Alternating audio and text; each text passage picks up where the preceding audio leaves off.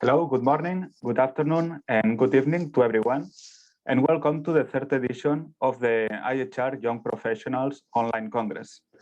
My name is David Ferras, and I'm here connected together with my colleague from the organizing committee, Yukian, who will be chatting with me this opening, and also with the IAHR Vice President, Amparo Lopez, who will give the opening speech. But before that, I would like to share a bit the program aims, the Congress aims, and also an overview of the program. So I'm going to share now my screen.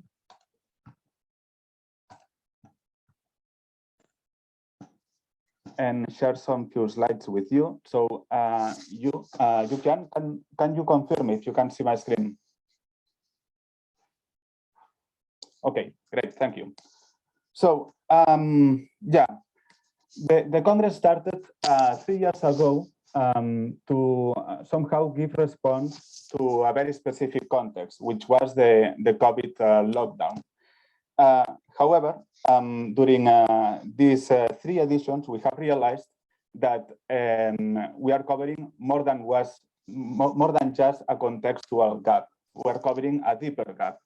IAHR Young Professionals Community is formed by more than 2,500 young professional members, spanning to 30 countries all over the world. This young professionals community needs to stay connected at a frequent basis and also without any physical borders. And this is what this Young Professional Congress is all about. It's about to provide framework for you to present your work, to get mentoring with senior members from the association, and also and especially to network with your peers. This is your Congress. It's a Congress by young professionals and for young professionals, and it is for free and open to all.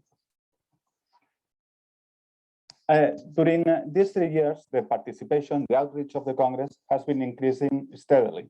Right now, we have 850 registrations in the website, and probably this number will increase during these days. We've received more than 150 abstracts, and in total, there will be presented 147 posters during these Congress days. This research work have been revised by the International Scientific Committee, which is formed by 64 members, and they will be also chairing the technical sessions. In the organizing committee, we are 11 members, with young professionals very active, being involved in all the different tasks of the organization of the Congress. And also, we're very grateful to the sponsors and supporters of the Congress, like Flow3D, the software provider, and also other networks for young professionals like EcoNet, which is a network for eco-hydraulics, early career professionals in eco-hydraulics, and Groundwater Youth Network, and also the American Institute of Hydrology. And last but not least, of course, IAHR Secretariat, who did the hard work implementing the website, this Zoom platform, and the many different tasks that have to do with the organization of the Congress. So this is the program we have ahead today.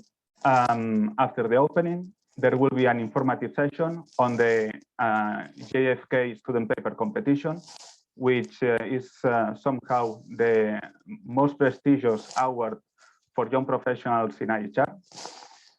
Then this will be followed by a brief presentation from Lisa, who will provide an overview on the program for the World Congress in Vienna to be held next August.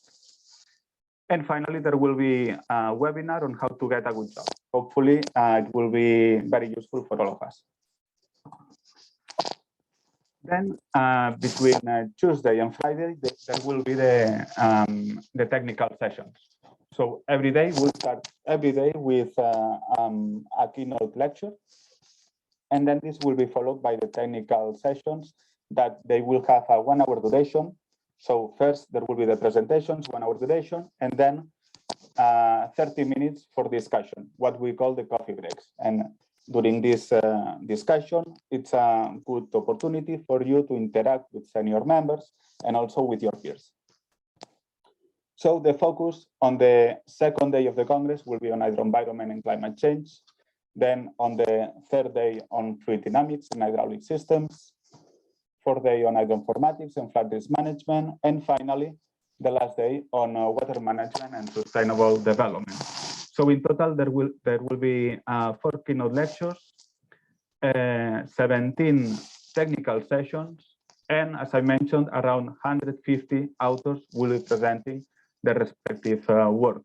So I am really looking forward for it, and I hope you will all enjoy these exciting days that we have ahead. Now I would like to pass the word to my colleague, Yukian, who would like to say some few words about Amparo.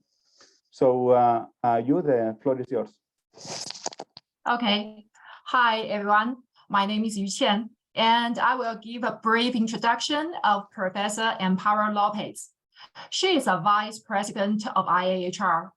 Currently, she is a full professor of hydraulic engineering at Higher Technical School of Industrial Engineering and director of Hydraulic and Environmental Engineering Department since 2016. Her research focuses on fluid mechanics, hydraulic machinery, and dispersion of pollutants. She has worked on more than 50 projects or research contracts. In addition, she has published about 110 journal articles and more than 170 conference papers. She is also the editor of 14 books.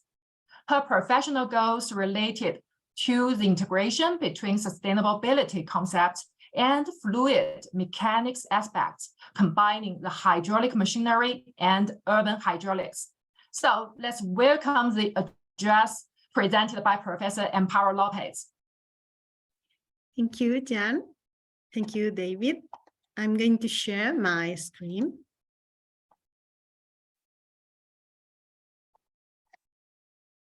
Can you see my screen? Yes, we can see. Okay. First of all, I want to thank to all of us who we have been able to promote this Congress, this third Young Professional Congress. I want to thank the people in the secretariats, David, Elsa, and all the people with Jan, in China and in Spain, and particularly the people who was in charge of the organization of the Congress and the scientific committee who made possible to have all your presentations, your sessions, and so on. And I want to thank particularly to all of us young people. I also consider myself in mind, young professional, who we are involved in IAHR because we must make together the future of IAHR. So this we know, and we are very, very happy, very thankful to all of you. Very positive about this Congress and all the activities of the Young Professional Network. I want to introduce myself. I'm Vice President of the organization. I am Vice President of the Council of IAHR, and together with Robert and Joseph, and under the President of Joseph Lee, we are part of the people who's leading this organization. And we are not a new organization. We are more than 85 years old, but our principles are still very, very interesting to society. So one of the first things you can see in our website is this Congress, because we consider that hydroenvironmental engineering and research must be part of all these actions related to society, to environment, to technical aspects of hydraulics, to hydraulic machinery, fluid mechanics, in general, many of the aspects that we can share with technical aspects and with society. And we are very, very interested in you to participate in this, because our vision is to bring together experts, engineers, researchers, and all the people involved in water environment. And the future of all this is young people. So we want to provide an international network platforms for members. We want to inspire, disseminate, and catalyze the knowledge and the thinking to convene events like this and act as a global voice on behalf of all of you, because we must be the voice of environmental engineering industry and research in the world. So all of us, we are considering young professional networks with young professional people. We have a lot of young people. We invite you to be part of IAHR as young professional networks, or in any case in which you are, because we can help you to learn together, to share professional and technical skills that we do in general. We have many things all the year promote. We are mentoring. We make sessions to join young people with more professional, like the seminar that you are having later. We are doing things in our seminars, in our coffee chats. In general, we want to carry out collaborative engineering solutions in which you must be involved, because you have the last tendencies related in your industries, and you are also we are represent in all region, in all the different council parts, and even in any task force. All of these people is present in all the transversal task force of the organization. We inform, we have journals, we have publications, and you can be informed and online on what we do. And we can participate in any of the activities of social events that we promote. Of course, in our regional World Congress and all the IAHR events. And the next World Congress will be in Vienna in this August. And we really wait to have all of you there, because we are preparing many activities for young people. We want to go to you because you will be leaders. And now we have many people leading our journals, conference, white papers, book, and we want to have your contributions to all of these: climate change, sustainability, fluid mechanics, any of the things that we are doing. And we want you to participate in our award. The Kennedy Award is the best student paper at the IAHR World Congress. And we are having one new Kennedy Award next in Vienna. We are making it with a lot of interest, and we want you to participate, because the last one in Granada was very, very interesting session. We are connected. We have many activities like this, which are open. We have coffee chats, we have water days, we have panels, we have posters, we have everything that you can be, even together with our hydrolink paper journals and so on.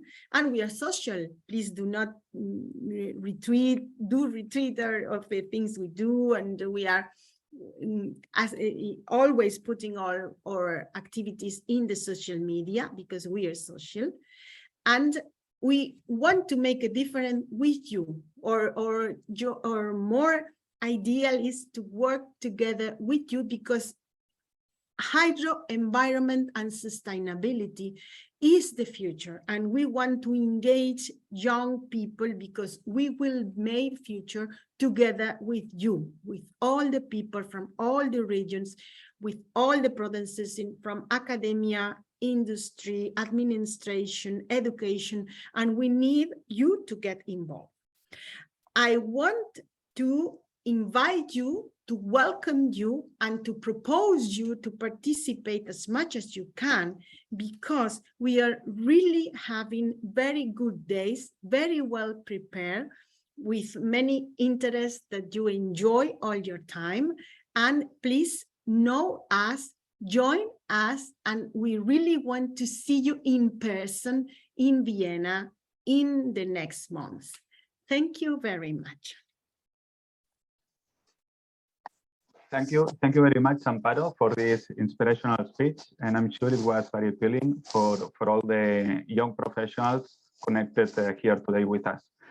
So now it's moment to pass to the next session, which is this informative session on the JFK Hour. But before that, we'd like to share with you some short video on one of our sponsors, which is Flow 3D. So yeah, there it goes. And after this video, we'll continue. It's just 1-2 minute video. Then we'll continue with the informative session on the JFK Award.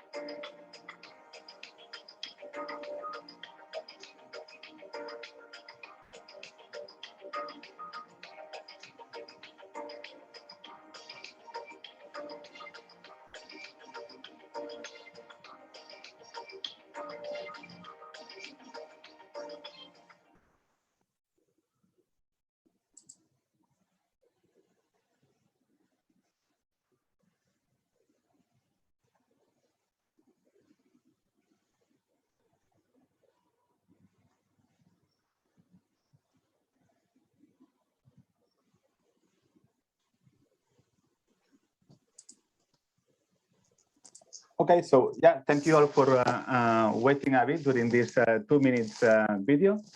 And yeah, now it's moment to start with the second part of today's program, which is the informative session on the John Fisher Kennedy Student Paper Competition. And before we pass the word to our speakers, I would like to briefly explain the aims of the competition. So I'm sharing again my screen. Can confirm if you can see my screen? You or Isabella? Great. Okay, so yeah. Thank you, by the way, Isabella, Nicolas, and Daniel, to finally connect. Yeah, this session, as mentioned, we will be connected as panelists and as speakers.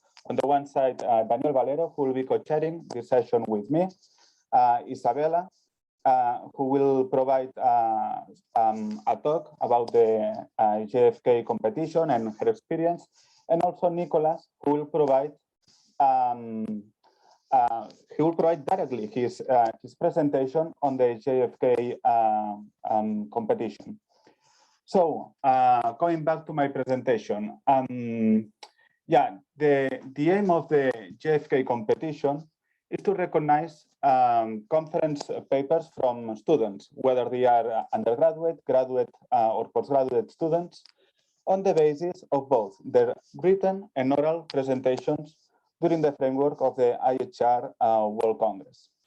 So the competition is held on a biannual basis in the framework of the World Congress. So the next one will be next August in the World Congress, and the 40th World Congress to be held in Vienna. The award was established already 30 years ago, in 1992, to honor the memory of Professor John Fisher Kennedy, who was president and honorary member of IAHR Association. In addition, John Fisher Kennedy gave a number of very important contributions in research and education, especially in the field of hydraulic structures. Moreover, according to the people who were with him, John Fisher Kennedy was very good at raising the opportunities of young professionals in their career development. And yeah, this is very important and one of the aims also of this of the present Congress. If you want to know more about John Fisher Kennedy, please feel free to have a look at this reference, at this paper, and download and read it. It's a nice read, and it talks about the biography and the impact of Professor Kennedy in our field.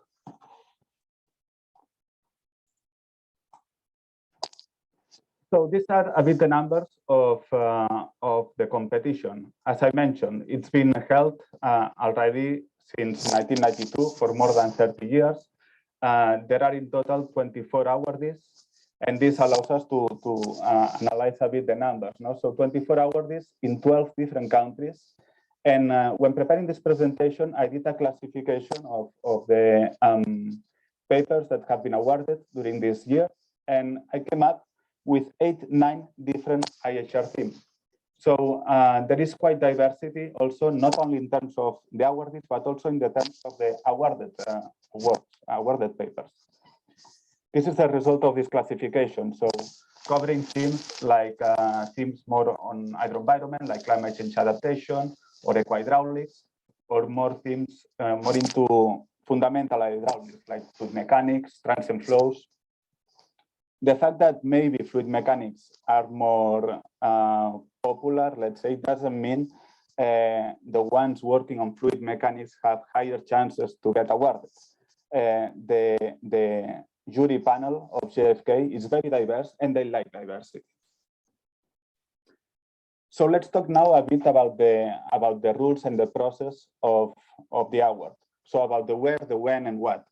As I mentioned, it's the competition is held during the IAHR World Congress. So the next one will be in Vienna during next August.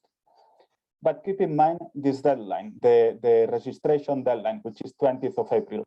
There is when you need to you need to express your interest in joining the competition, the moment you are registering for the Congress. Concerning the award, it consists of a certificate, a cash prize, and a commemorative plaque. Also, the finalists, the shortlisted participants, will receive a certificate of participation, and also they will receive direct feedback from the jury. And to me, this is the most important reward that you can get from this competition, which is this learning experience. And who can apply and how? As I mentioned, undergraduate and postgraduate students, they only need to provide a statement from the research advisor at the moment of submitting the abstract, proving that you are students. Then also finalists from previous editions, but not winners, can apply for the next edition. Okay, so if you already tried in the previous edition and you then make it to, you weren't shortlisted, or you were shortlisted but you didn't win, then you can reapply again for the next edition. Of course, you cannot win twice the JFK Award, but you can try again. Then students will need to be first author. Okay, so we want to make sure that this is your own work. So it's important also to submit an authorship of statement together with your abstract or paper. And it has to be original work, not previously submitted or published in any other conference or journal. So after the submission, there is a first screening with the help from the IAHR technical committees. And then if you pass the shortlist, your paper and your presentation will be evaluated by the jury members. They are diverse jury members coming from different technical committees of IAHR Association. So covering hopefully most of the IAHR fields. And this is a bit the evaluation criteria that is followed during this process. Concerning the paper, we want to make sure that the background is well explained and there is a proper literature review in your conference paper. Also, the novelty and appropriateness of the methodology is being evaluated. The critical analysis and comprehensive discussion of your results, the relevance of your research outcomes and its context to be well explained in the conclusions, and also how elegant, precise, and succinct you are in your writing style. Concerning the presentation, it's important to transmit that you understood well what you are doing. Also, the creativity and novelty of your approach is being assessed, how independent and how you can transmit your ownership of your work. And finally, the communication skills, the presentation skills are also somehow an important part of this evaluation.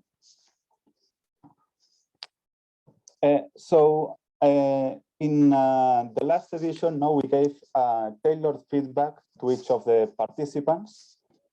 So yeah, then I made somehow a collection of these, the most relevant feedback. No? And these are some of the statements that the jury member transmitted to last edition participants. So for instance, pay attention to some key literature contributions and how they present results with detailed statistical analysis. One of the criteria to have a good background and good literature review. The second, a better description of the study site could help to have a more relevant discussion. We suggest to apply the model to further field cases. So to have, if you are using some case study, to make sure that this case study is well described, well explained, and it's representative enough. Be more critical, avoid speculation in your conclusions. Of course, you need to be scientific, you need to be critic, and if the jury detects you are being too speculative, then this is a no-go. A recommendation towards future work would be appreciated. Better explain for the non-expert readers the benefits of your research outcomes. So this has to do already with your communication skills. There is room to improve your presentation skills. Practicing plenty of times, over 20 times helps. This is interesting, no? Because of course, if English is not your native language, you may need to practice more, no? And one of the jury members was suggesting even 20 times. Feel more confident about your excellent research results. If you pass the shortlist and you make it to, let's say, the final round and you are finalist, you can feel confident that your work is excellent, and you should transmit this during your presentation. And the research showed a strong potential, but seemed at a preliminary stage. Well, this is a good suggestion, maybe to repeat for the next round. Also, if you feel identified with this comment, you should go definitely for the next round in Vienna. Okay, so yeah, this is a bit what I wanted to explain concerning the introduction of the JFK student paper competition. And maybe Daniel Valero wants to take the word now. Thanks, David. Thanks for the introduction, the presentation. I will be very, very short. I just want to say that the purpose of this session is dual. First is to advertise the Kennedy Award, which David already did very well. So now you know that if you submit an abstract to the World Congress in Vienna, the deadline is coming up soon, but you still have time. And the Congress will be by the end of August. you know that if you qualify, you can click this line and participate in this exciting award. And the second purpose of this session is to help you improve, prepare for the award. So if you know it exists and you want to participate, now in this second part, Isabela Shalco will share her advice, her perspective and experience as a past winner, and we will have also Nicholas Hanusek, who was one of the winners on the previous Kennedy session, to share his presentation. I don't want to take more time, and I will just quickly pass the word to Dr. Isabela Shalco. Yeah, thank you. Thank you very much, Tanya, for the kind introduction. I'm gonna just share my screen.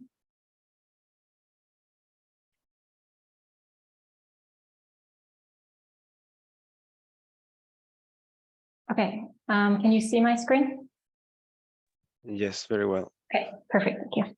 Yes, so I'm gonna give you just some inputs on what helped me, or what I think helped me to win the JFK student paper competition back in 2017. But before going into details, I thought I'll start and just introduce myself. So I'm currently working as a junior group leader at ETH Zurich at the Institute of Fluid Dynamics, but I'm originally from Vienna, where the next Congress will also be. And I studied environmental engineering, both bachelor and master's at the BOKU.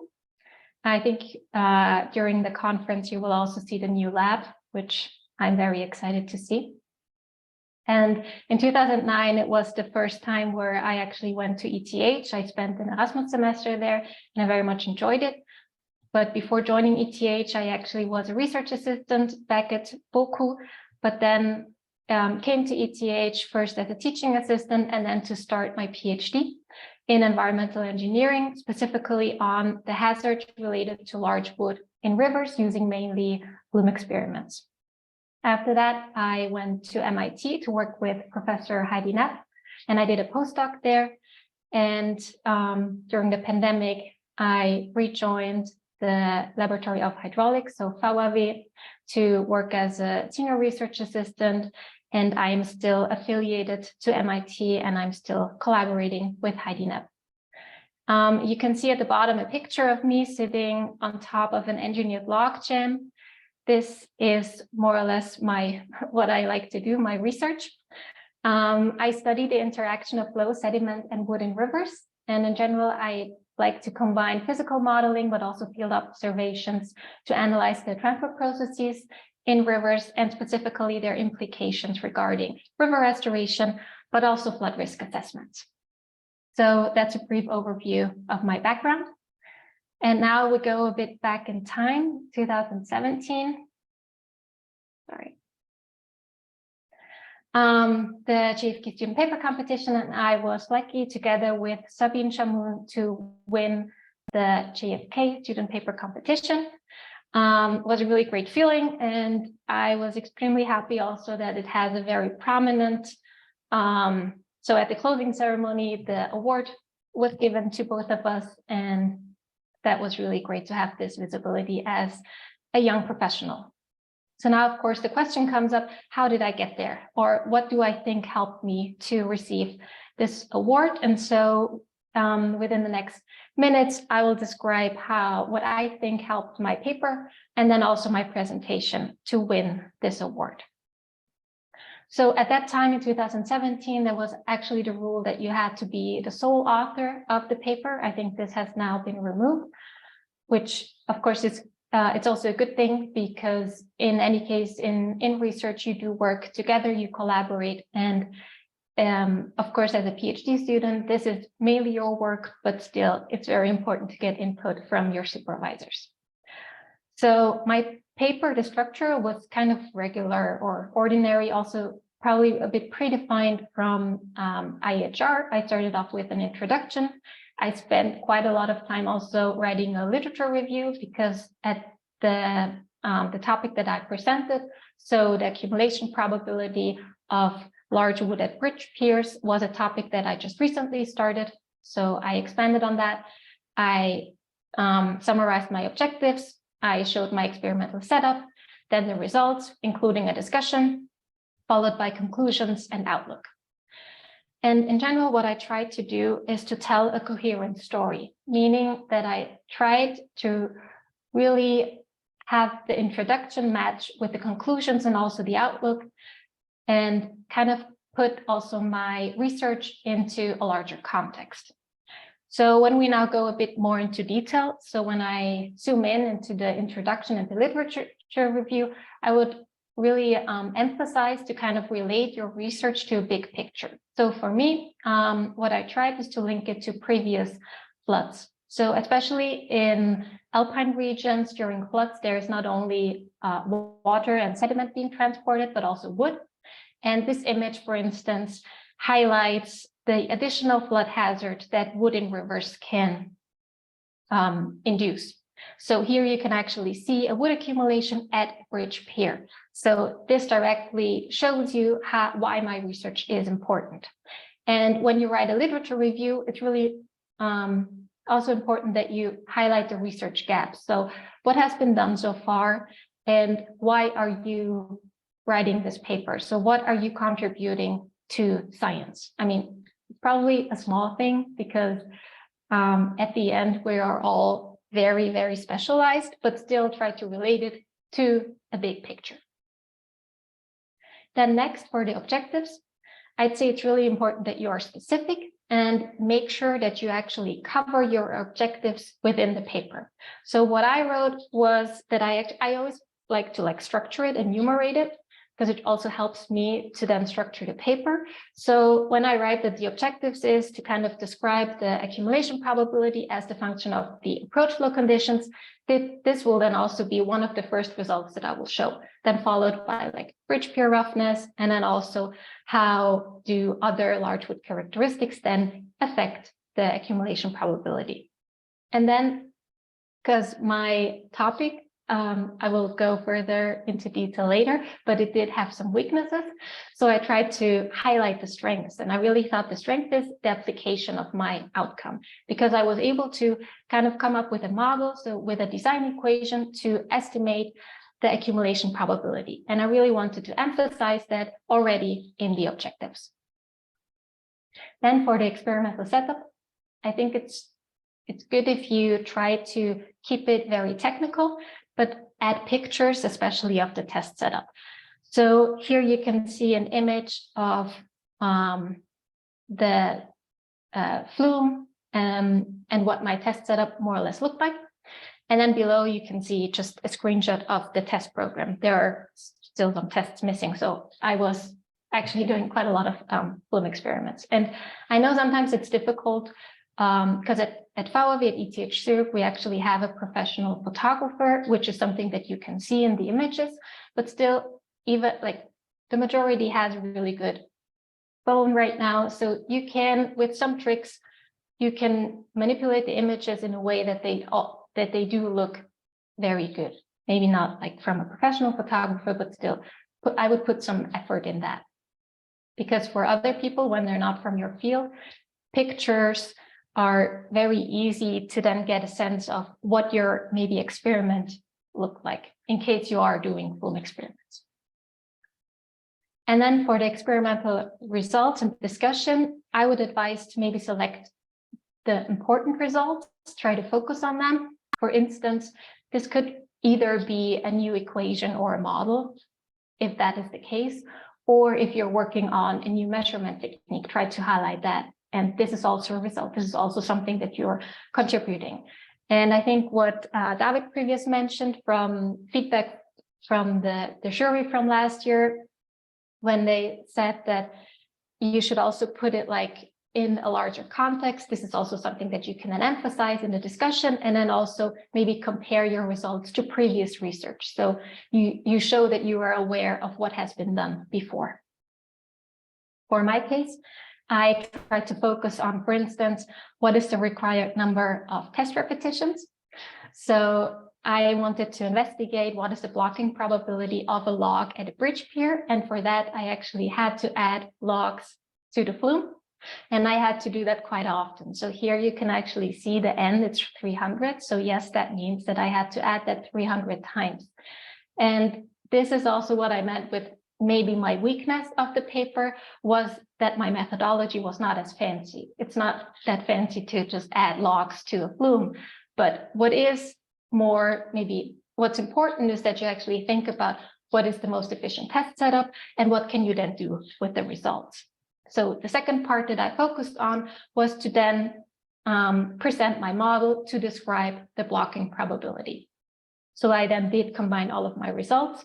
So practitioners are able to investigate or determine this additional flood hazard that a log may induce when it gets blocked at a bridge pier. And then for the conclusions and the outlook, for the conclusions, of course, you need to summarize the main findings and the take-home message. Just keep in mind that a lot of times people will read the conclusions first, so you have to write them in a way that people already understand them without reading anything else. And for the outlook, I'd add what is planned next in your PhD. So since I wasn't so convinced about my methodology, since I mainly added logs in the flume, I really wanted to make this paper a bit bigger and also improve my chances of winning. So I thought that it would be really good to do field tests and try to investigate the blocking probability. So I actually went around Zurich and tried to look for test location. I tried to convince my supervisors that this is really important, that I need to do this before the actual award or the actual the conference. So everything was actually set up. However, the flow conditions were not in a way that I would have been able to do the experiments. So actually these field tests happened after I finished my PhD, so in 2019. But still, they were conducted, and the idea came because I really wanted to write a good paper for the student paper competition. And similar to what I've said at the beginning, try to tell a story with your paper. So now let's move on maybe to the presentation. I tried to find the presentation that I was giving in 2017, and I added some screenshots of the slides. This is just to give you an idea of what worked for me. So of course, keep in mind that the presentation style has to match with how you give presentations. And just because I received the award doesn't mean that if you do it this way, you will also get it. But I will just let you know what my idea was when I designed these slides.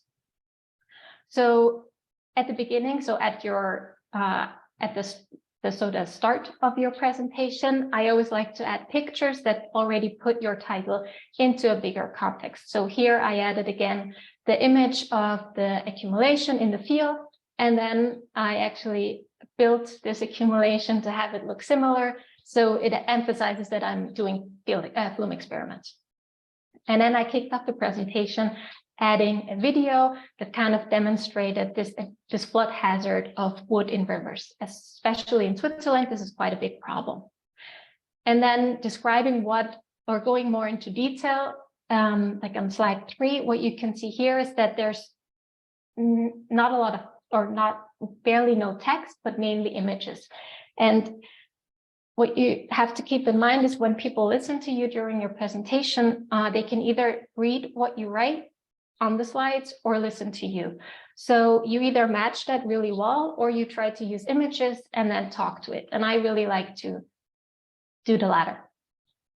And then since it's a lot of times at a conference, it's a very short presentation. So I don't like the content slide. I try to avoid this, but I do like to add some structure with these like transition slides, more or less. So now then the audience knows what I'm going to be talking about, and it gives some direction. And then I started just with a methodology. I do like to use some animations. So this methodology slide is not the entire slide. I also then added a video showing how I actually added the logs, which then also improved the understanding of the audience, what the flume experiments actually look like. But that was quite brief, and I directly jumped into the results, demonstrating what's the effect of the approach flow, what's the effect of the different wood characteristics, and then of course the model, so the design equation, and I tried to put it into context and relating it to what kind of hazard would this then refer to. And then since I wasn't able to do these field experiments, I still tried to include it in some way and had a case study, or kind of added it as a case study. So I was a bit, I was selling it as a case study. So I did get all the details. So I knew what was the discharge, what was the flow velocity. I went there, I got all the dimensions, and then I just applied my model to this case study. And then I linked it also to previous research that I've conducted at VAW, where I looked at what is the resulting change in water depth upstream of an accumulation, and how does this then relate to, for instance, the flood embankments, and just to emphasize again that this large wood accumulation would intensify the flood hazard. And then I closed the presentation with conclusions and outlook. And here, what I think, or what I like to do is, when I have some bullet points, I like to add some pictures and kind of like lighten up a bit the slide. And that also like refers to what I'm saying, kind of. So here that I am looking at what is the effect of, like, more logs are being transported, what are the forces? And then at the end of my PhD, I also applied a numerical model. So just to give them a bit of an update of what will come next. And then this was my last slide. And I did add a picture just because people can then like relate my talk again with what I look like. And it was also my first IAHR conference, and I didn't know a lot of people, and I thought it'd be good if people can actually put a face to this talk. And then I also had some backup slides in case there were questions. And I think I was able to use maybe one, but yeah. Yes, so maybe to wrap up, some general advice. Try to tell a coherent story. I'd try to put your research findings in a larger context, and for the paper, but also for the presentation, go from the big picture to the details. I know that's easy to say. I'm always very nervous before presentations, but still try to start to look like you would enjoy it and be enthusiastic about your research. So what I do, my research is large wood in rivers, and it's really something that I am extremely passionate and enthusiastic about. And this is something that I also want to convey when I give scientific talks.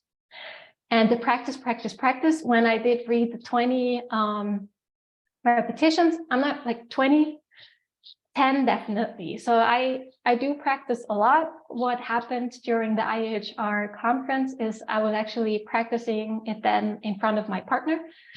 And then I think it was the day before the talk that I had to give. And then he was actually saying that I'm more like a robot and there's not a lot of emotion and that I know everything by heart. So keep in mind that maybe it's not ideal that you seem like you know everything by heart. Try to still be a bit casual, but this also takes practice. So when I give really important presentations, I do write down what I say for every slide. You can also add it in the notes. I think that's helpful, but you should really know what is on the next slide, because this also makes you more relaxed when you then actually give the presentation. Use images and figures and less text. So this slide currently is not ideal, but I thought it'd be good for you to just have it on one slide, the advice. You have to check your spelling, especially on the paper and presentation, and shouldn't forget the slide numbers. Also, maybe only use one font, and I wouldn't use Comic Sans, but that's just my personal preference.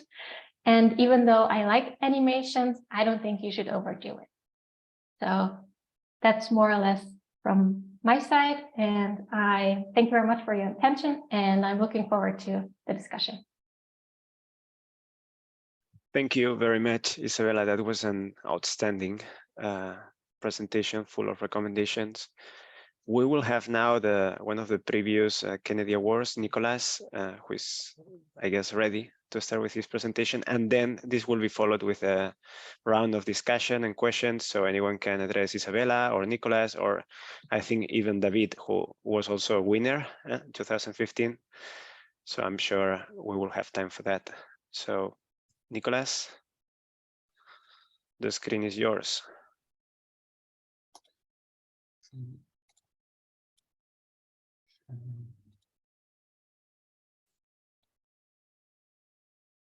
Getting everything organized. Okay, can you see my title slide? Yes, excellent. Hello, my name's Nick Hanosek, and this is my talk from this summer's IAHR Congress in Granada. I'll be talking to you about assessing the sensitivity of tidal range energy models to water level accuracy, which I've been working on as part of my PhD here at Cardiff University, which is funded by the Engineering and Physical Sciences Research Council through the WISE Centre for Doctoral Training. So, I do have a plan slides. First, I'll give you a little introduction and background on tidal range energy, what it is and why we think it's important, which leads into 0D models, the tool that we've been using to study them and what benefits they have. A key input to those is the water level sources that are studied within this work. And then I'll briefly introduce the synthetic errors that we applied to them, sort of the method of this piece, before finally some brief results and conclusions. So, as we all know, there's a global need for low carbon energy, and tidal range is a very good example of this, with one of the more rare traits of being both highly predictable and dispatchable, as in you can time when you use it. What this uses is the rise and fall of the water level due to the tides by impounding an area or blocking it off, as you can see here at Lorence in France. You can hold the water level within your impoundment while the external level rises or falls around it, developing a head difference between the two. And so when you pass water through your turbines and sluices, you can generate energy. And this has been in operation for 60 plus years in France, but is a very expensive technology to build. So a key challenge that we've been looking to overcome is making the operation more efficient so that it becomes more viable. The locations, so for this study, we've used 2 case study locations. These are 2 proposed schemes, the Mersey Tidal Barrage in the north of England, near Liverpool, and the West Somerset Lagoon down in the Severn Estuary, which has access to the second highest tidal range in the world. Although they're both similar in size at 80 kilometers squared and about 60 kilometers squared, respectively, the larger tidal range at West Somerset would lead to approximately 7 terawatt hours of energy a year, as opposed to the Mersey Tidal Barrage, which would have about 1.5. And these are 2 proposals that we have identified as being more likely to be continued on to development. So, although there are a lot of complex hydrodynamics at play, both 2D and 3D effects, in a tidal range scheme, 0D models represent just the operation by taking the external water level and moving that up and down, and using the relationship between the inside and the outside via the turbines and sluices to generate energy and control it. These are governed by this nice, simple differential equation here, and allow you to operate or to simulate a year or as much operational time as you'd like in a very short amount of time, which is good for plugging into optimization protocols or tools and seeing how you can improve performance. And here we have a sort of general tidal range operation where you can see the water level falling and rising and falling again.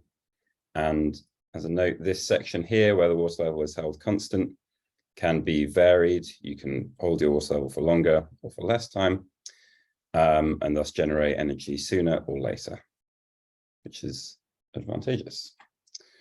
So that external water level source typically comes from a number of locations. If you are considering a site, for example, the Mersey site, where you have a water level data source, you can use measured data.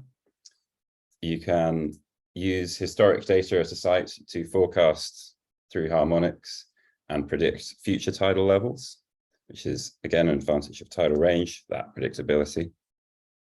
And if you have neither of these at your specific site, you can build a nice Navier-Stokes regional scale model, and from that forecast or develop your tidal water trace. For these two case studies, we in both cases took a water trace for that site over a 1-year period and took this as a sort of base truth and applied synthetic errors to see how they would impact the performance, in this case, financial revenue yield. These basic errors are defined here.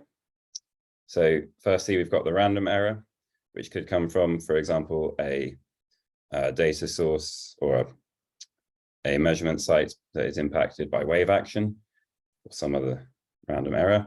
A datum error, as could be developed from transferring between measurement systems, scaling or amplification or reduction of your tidal range, more common in numerical models if your reality or model have effects that are slightly incorrect.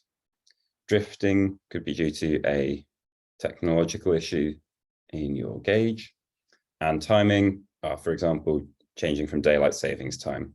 And the timing is more important due to the cost of energy, which does vary through the day and is used as an output here. So we applied these errors at different magnitudes and then reduced our data set of fictitious series down by using the standards that, or the goodnesses of fit as established in a variety of peer-reviewed studies, so that we only had erroneous data that was good enough for publication, as it were, and then ran all the models with them using a variety of operational protocols. And you can see here in both types of operation that the errors that remained tend to reduce performance, and those, but I think it's probably due to the fact that those which increase operation are more easily spotted by the statistical metrics used. As part of this, we wanted to see if there was a particular statistical measure that was more effective at determining whether a false time series would be impactful on the operation.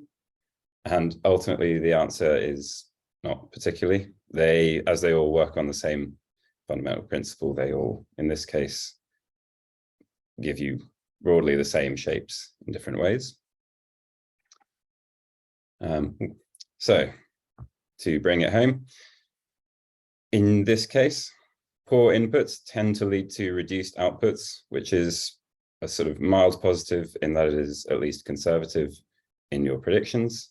And it is critical to, when you're doing this kind of work, and probably any kind of work, to establish baselines. So if you want to make a change, you first show that what you're representing can match what other people say that it should do before you take steps forward. And the next stages of this would be to do both a harmonic analysis and use the tidal data, as well as apply this to other case studies and eventually look into the other model inputs. Thank you very much for your time. And I'm not sure if there's a questions section in this session. Thank you very much, Nicolas, for repeating your presentation once again. It's always a bit strange, but it's great to count on you. So we have now time for discussion, time for questions to the panelists. And we have already a few questions in the chat, so perhaps we can go through them. Do you know, maybe David, you know better than me, what will happen with the recording of the session? Will this be shared later? Yes, I believe the recordings of the whole Congress will be shared in IHR website in the library, IHR library. Like previous ones, right? Yes, exactly. We have an anonymous attendee asking about being doctoral students qualifying as postgraduate students. I guess the question is if you are eligible for the Kennedy, that should be the case if you're a doctoral student. Then somebody asking about networking. I'm sure there will be time for that, but not in this session probably. I'm sorry. And then there's a question for Isabella. Isabella presented an outstanding experimental study. I would like to know if there is some advice for modeling studies, what can make our methodologies more appealing for the judges? So yeah, thank you very much for that compliment and the question. So for the modeling studies, I actually think that just describing the approach already shows that it's quite advanced. So I think that's good. And for modeling studies, what you do have, what's good is that you can produce really nice results, really nice images, very detailed. So maybe rather focusing on the methodology, so maybe keep that like brief and very technical. And then with the results, you could try to put it in a larger context and use like these colorful images that you can produce when you perform numerical simulation to put an emphasis on that. Thanks, Isabella. Maybe Nicolas, one question for you about your methodology. Your models were all open access or free to use at least? Yes. So then there was a null investment on the methodology, right? It's a methodology that would be completely accessible to everyone. Yeah. Very good. There's a question about the time for presentation in the Kennedy session. I believe it's 15 minutes, David, but it may change, right? The duration of the presentation. Yeah, it's the same as any standard presentation during the World Congress. So the example, for instance, from the last Congress in Granada, the presentations, they were supposed to last 7-8 minutes. I think they were quite short, right? Nicolas, confirm me. Yeah.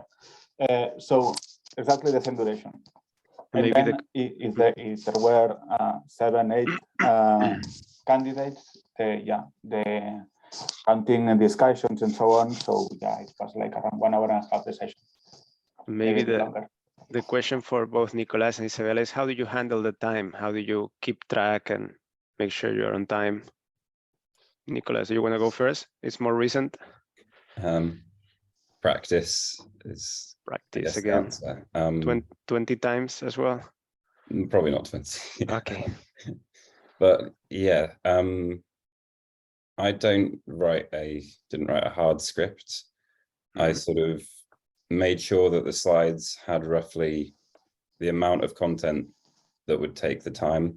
So there were things that I cut out because I found that they were slowing me down too much and that didn't have as much value.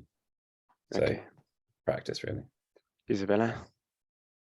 So yeah, practice, maybe to be a bit more specific, at Pahlavi, it's quite strict. So like 1 week before each conference, we all have to give a practice talk in front of your colleagues. And then you already have to be on time. It's kind of, you kind of learn that they're very strict about that, even like, especially at Pahlavi.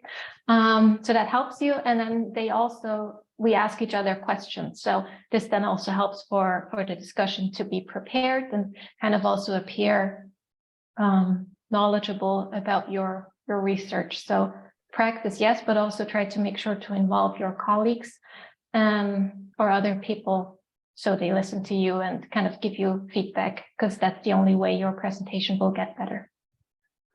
That's good. Thanks, Isabella. I have another question that's mine, that's not from the chat, which is about the creative process. How, well, you are hired sometimes for a project, so the goal is clear, right? And I feel we had very good sessions in Granada, but sometimes the sessions are very focused on obtaining data and fulfilling the project goals, right? But how do you build a storytelling? How how do you sit with your data and then finally come up with something which is a coherent story, if you wish? I'm going to start. So it's really hard to describe the process, but it helps when you just, of course, when you read previous literature and then kind of see how they have done it. And at ETH Zurich, there was a class actually on scientific writing, and it really helped you to kind of analyze the different sections that you write on a paper and what is needed, and how you also build up actually the literature review or the introduction, that you then also bring up this like a big picture or something. And then I'm kind of like also a visual person, so then I like try to just write it down, just the outline of the presentation, but also a paper. And this then makes a story. But then also keep in mind, like for a presentation, you can also adapt it a bit. So for instance, once I was giving a presentation and I said that first I went to the field to get informed about the flume experiments, and then I did the flume experiments without sediment and then with sediment.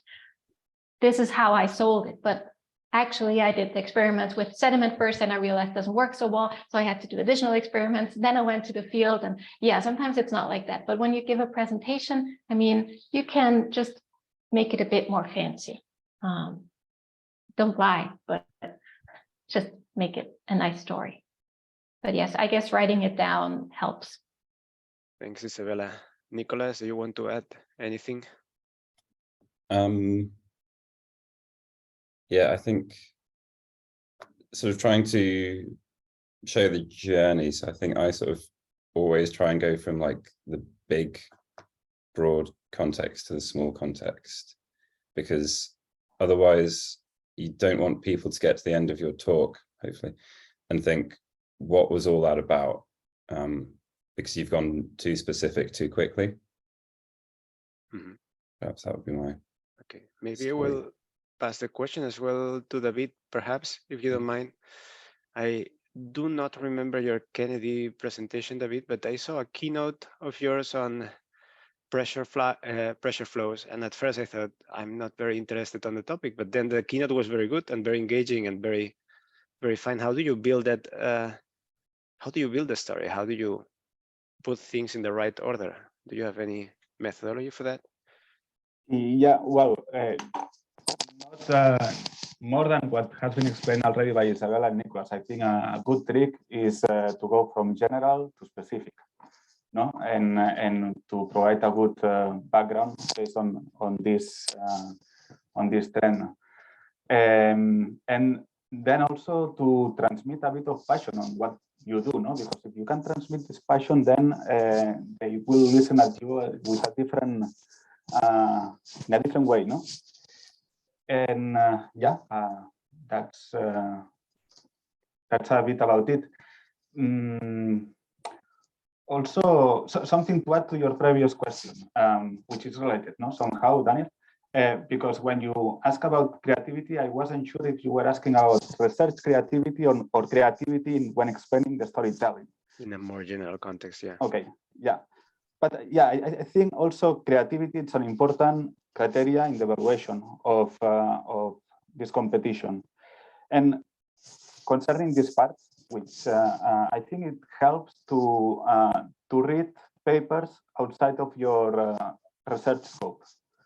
Now, for instance, in my period in 2015, at that moment, outside of my research scope, I was reading a book on chaos theory. And then I thought, what's being explained here, maybe I could apply in my research, no? And then I tried that, it worked well, and this is actually what I presented in my moment during 2015. And so sometimes, you know, to be imaginative and to try to implement some idea that maybe at the first moment it looks crazy, if you just implement it and it works, and then you can convince your supervisors, of course, the first step. And then if the supervisors who are high experts in your field are convinced, then you can go ahead, no? Somehow you're taking a risk because maybe they will love it or maybe they will hate it, but to take the risk is also part of the competition. Thanks all three. I'm going to pass a few more questions from the chat, so we have still a bit of time. Let's use it. We have a question which goes a bit out of the Kennedy, but I think it's also part of training of young professionals. I love how the student competition motivated Isabella to submit a better paper. To begin with, submitting this high quality can be challenging for undergraduate, graduate students, and even for early PhD students. Could you put in context the amount of effort you put into this conference paper compared to 1, a full journal paper, and 2, your PhD thesis? So I did put a lot of effort into the conference paper, but I wouldn't compare it to my PhD thesis because I had to write a monograph and that took 3 months or something. But it's probably maybe half to 2/3 effort compared to a full journal paper, because at that time the conference paper for IAHR was still quite long, and I mean the shift has only been recently that maybe you go more towards journal papers, but still the IAHR, the conference paper, is one paper that has been already cited quite a bit. So I'm quite competitive. So for me, it was really important to deliver a good conference paper. So probably I put too much effort in it, just like from a strategic point of view. But yeah, maybe don't spend as much as you would for a full paper. But in any case, these like journal publication, I mean, the idea is then at the end you present something that's part of your PhD, but not your entire PhD, obviously. And then you present some results and try to then make it to a full journal paper. So I actually used the results and then extended it a bit, did more experiments, and then submitted it actually to Journal of Hydraulic Research, and just referred to the conference paper when I used specific data or an image or something. Very good. And you, Nicholas, how much time did you put? Also too much? Well, I didn't get first, so maybe not enough. Definitely less than a full journal paper, maybe half as much, but part of that is the sort of time scales and the nature of it. Yeah, the revisions and stuff just don't happen. I guess somehow this competition comes early on your research career. So this means it takes you a long time to write a single paragraph, right? But this is also, having this competition is a good training opportunity. Either you win or not, but the fact that you sit there and you want to do it very well for this time, this also provides you with the skills, with critical thinking that maybe is very useful later, right? So yeah, even if you put too much time, maybe it's a good investment. Yeah, well, definitely. I think as much time as it took me, I think now I could do the same amount in less time, as you said, because it's training and you hopefully develop. Going to take another question. Next one is congratulations to the panelists. I have one question for Dr. Schalko. In your opinion, what is the optimal moment to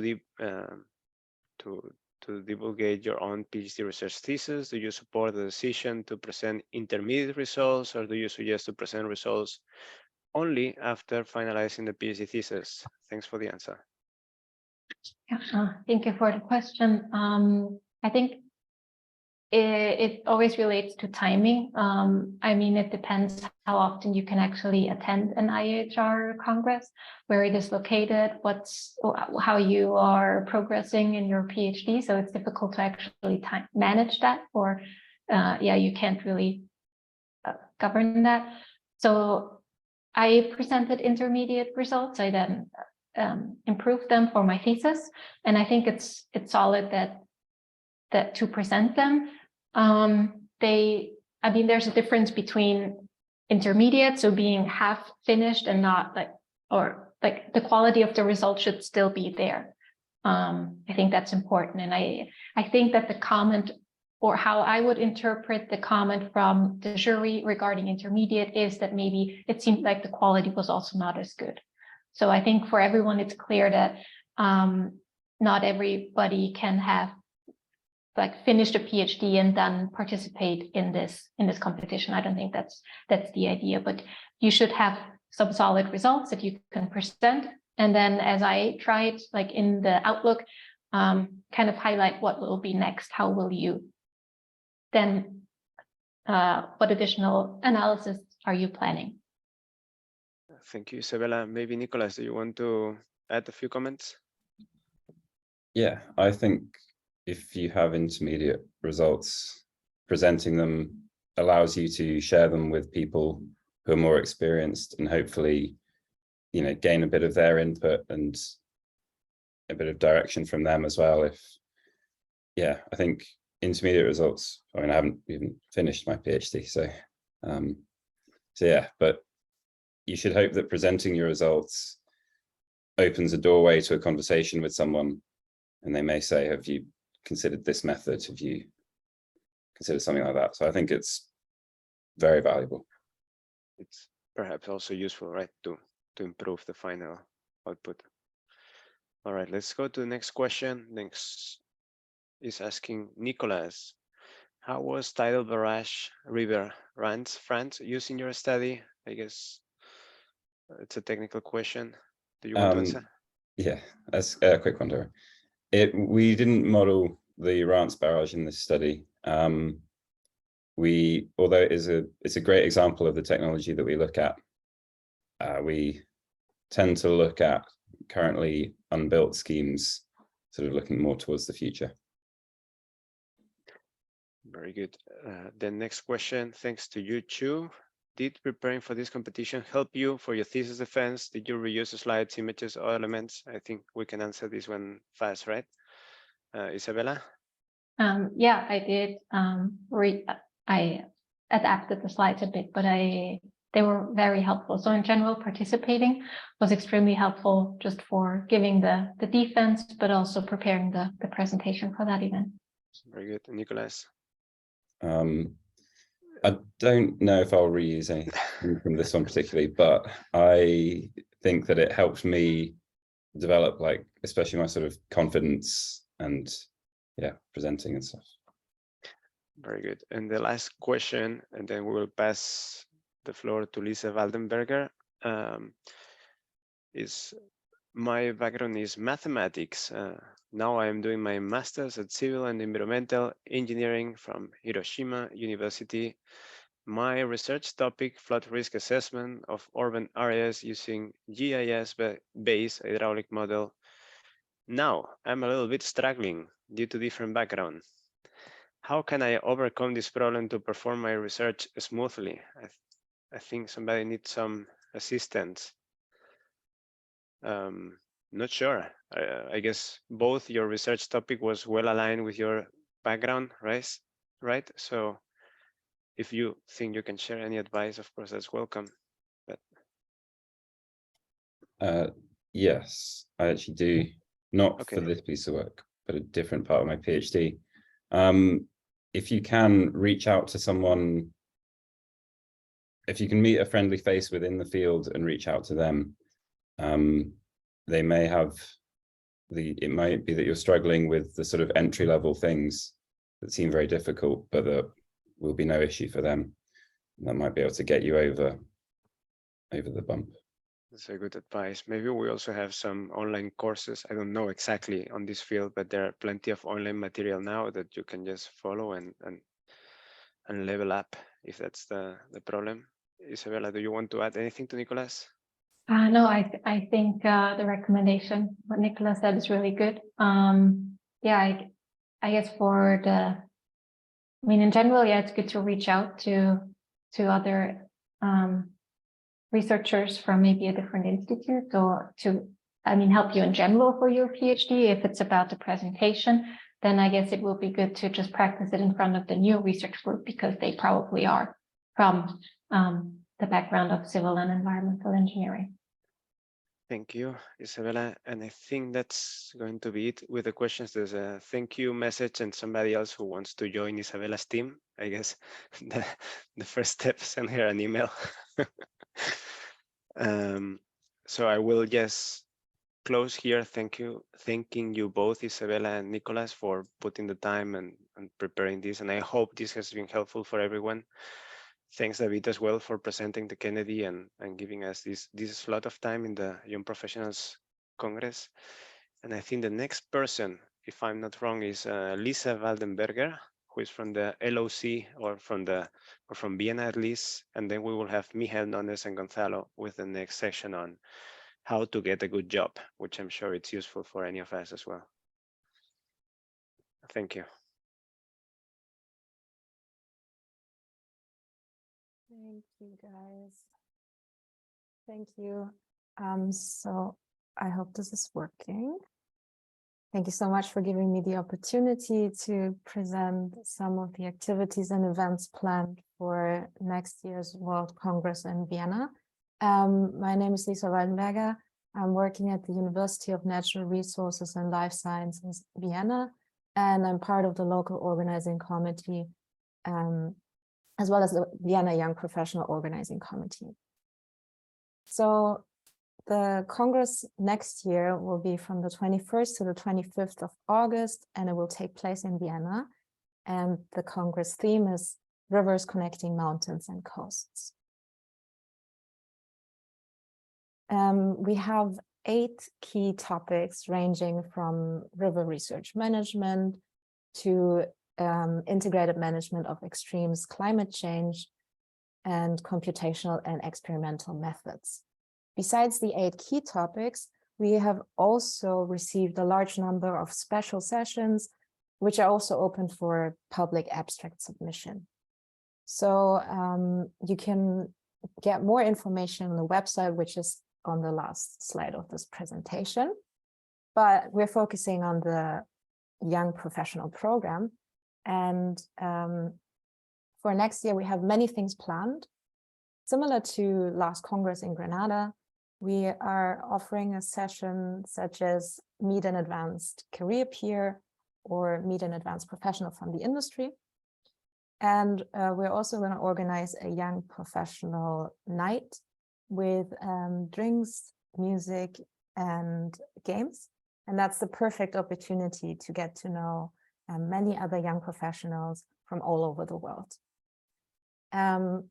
As always, we will also have the John F. Kennedy Student Paper Competition and a Young Professionals Network Assembly.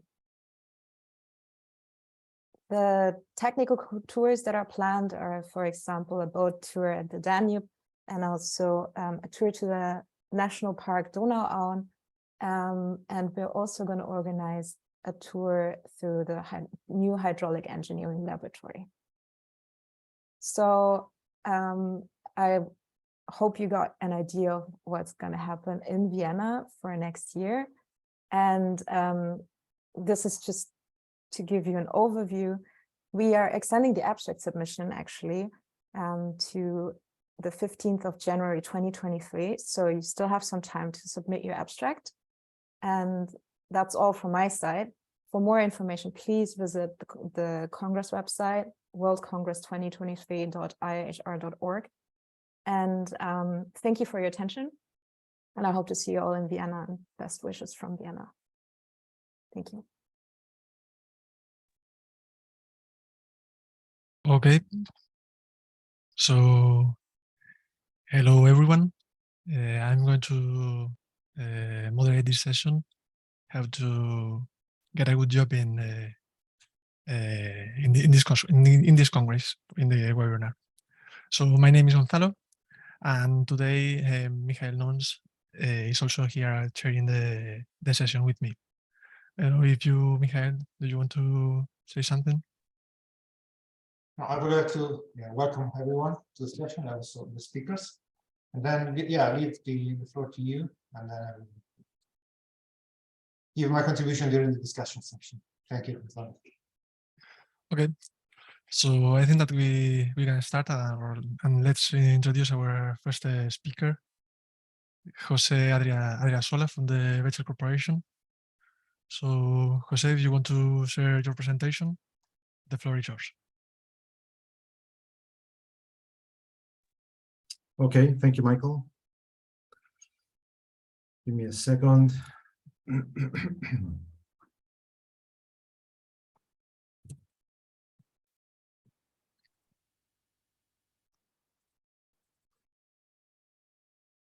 Okay, please let me know if you can see my screen. Yes, perfect. All right. All right, so I'm going to talk about this topic about how to get a good job, and especially from my arena, which is the EPC industry, engineering, procurement, and construction industry. I'm going to go through the following contents. Just a brief presentation of what Bechtel is. Bechtel is the company I work for. Very briefly about me, then what's the EPC industry and the jobs, more or less what you can find in the industry, how to understand what every one of you know or wants if you are looking for a job, how to understand if the job is good, and some final comments. So Bechtel is an EPC company, engineering, procurement, construction. The things that we do everything from the very beginning up to the startup and commissioning and startup of the systems. Bechtel is around the world. It has been there for almost 125 years with and completed more than 25,000 projects all around the world. And we do everything mostly, you know, if you think about Bechtel, it's very large projects like power plants, rails, highways, airports, etc. Whatever is big, Bechtel typically will be interested in. So if you want to know more about Bechtel, please visit the website www.bechtel.com, and you will find much more information. About myself, I'm a civil engineer with a major and a master's in hydraulic engineering. I was born in, and I live in Santiago, in Chile, in South America. I have 33 years of professional experience, and in the last 15 years with Bechtel. I'm currently the geotechnical and hydraulic engineering lead for the mining business in Bechtel. Bechtel has 4 business lines. One of them is mining. I work mostly for mining. I was recently named a Bechtel Fellow, the highest technical recognition in Bechtel. That's I'm very honored and proud of that. I also teach at Pontificia Universidad Católica de Chile. I teach. I've been teaching different courses part-time, of course. My work is mainly at Bechtel, but part-time now I'm teaching hydraulic transients. I'm an active member of the IAHR, and I participate now in 2 technical committees, and I mainly dedicate my daily work to hydraulics of mineral slurries, hydrology and surface water drainage, hydraulic structures, fluid transport systems, and hydraulic transients. So that's more or less what I do. So the EPC industry, it's the nice thing, if for those of you that you haven't gone to the market yet, there are different companies, and you will find many engineering only companies. So companies that only does the studies and conceptual studies or pre-feasibility studies, and just that. So they do the reports, the calculations, the drawings, and end of the work. But the beauty of the EPC industry is that you do that, and then you get engaged with the evaluation of the all the materials, all the equipments. You get involved in that. Then you get involved with all the logistics to get everything into the field, all the logistics to get the people on the field to do the work, everything. And then construction, and then pre-commissioning, commissioning, startup, and you get involved in everything. And that's very interesting and very rewarding for an engineer, because you go through the whole cycle of what you want, what you do. Really, the engineer wants to build something or create something, and then later see how it works, and hopefully it works well, right? So that's very nice from the EPC industry. And then you have the also management, everything around that. It's an international scope, so you will get involved in different parts of the world with different people. You will learn a lot. Myself, as an engineer or a home office engineer, I learn a lot from field engineers. I learn a lot from people dedicated to commissioning of the equipment. So we learn each other a lot, and that's great. In the EPC industry, you will find opportunities to rotate between different roles, functions. If you don't feel, it's engineering is what you want, you can go to construction and then come back to engineering, and then or management, whatever. It's very flexible. You stay very close to applied technology. So we use a lot of cutting-edge construction equipment, tools, systems, technologies, drones, everything. It's now in the industry. So it's very interesting. It's very dynamic, and the nice thing, and people sometimes struggle with this, is that in the EPC industry, as an engineer, you get accountable. You remain accountable for your designs until the project is built and fully operational. And if not, you will get calls, and you will get, someone will take you and say, do whatever you need to make this work. So if you have to travel and go to the site because something failed and you have to conduct analysis, and you will have to. And that's painful, but also very, very rewarding, because at the end, you will make it work. And that's a learning experience, and it's very, very nice. So the market offers you, for water people like us, offers a lot of different areas. And you can see there typical areas or sub areas of the hydraulic engineering. So all that, probably there are not all of them listed over there in the slide, but everything you see there is a whole world, each of these areas, and you will find places to work in the academy, government agencies, in private companies, or maybe you will want to start your own business. So from all this, the interesting thing, and I will be, I'm obviously biased to the EPC industry because I work there and I like it. You can find everything in the EPC industry. All of these topics are there: climate, fluid transport, water resources management, everything is there. Obviously, it's there and it's applied. It's very, it's not there. There's not a lot of research in these areas, but a lot of applications. So take this in account, right? EPC industry, there's everything is there. And the other question is, what do you want? That's probably the most difficult question to respond.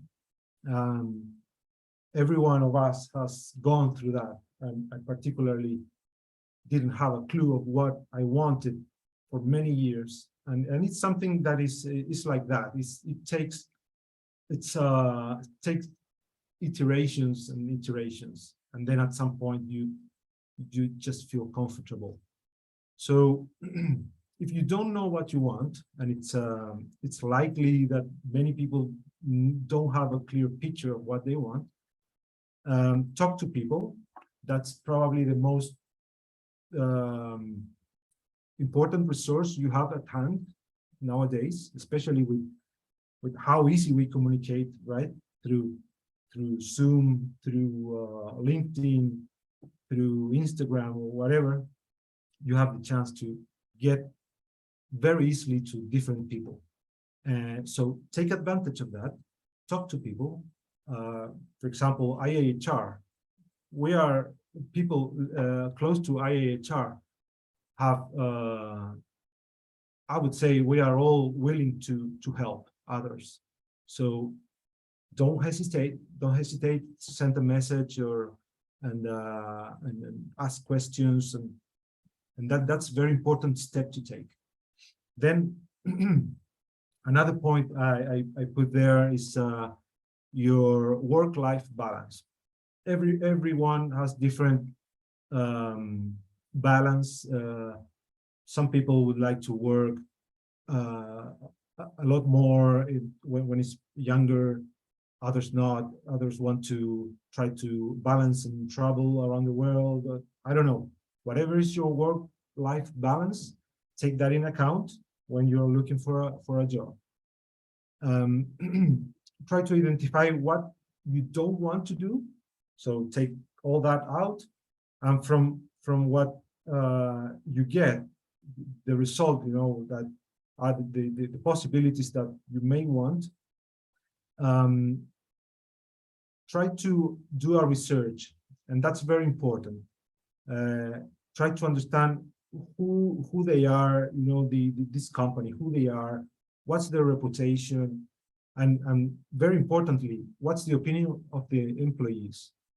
And that's very easy. You can go in LinkedIn and say, well, this company, this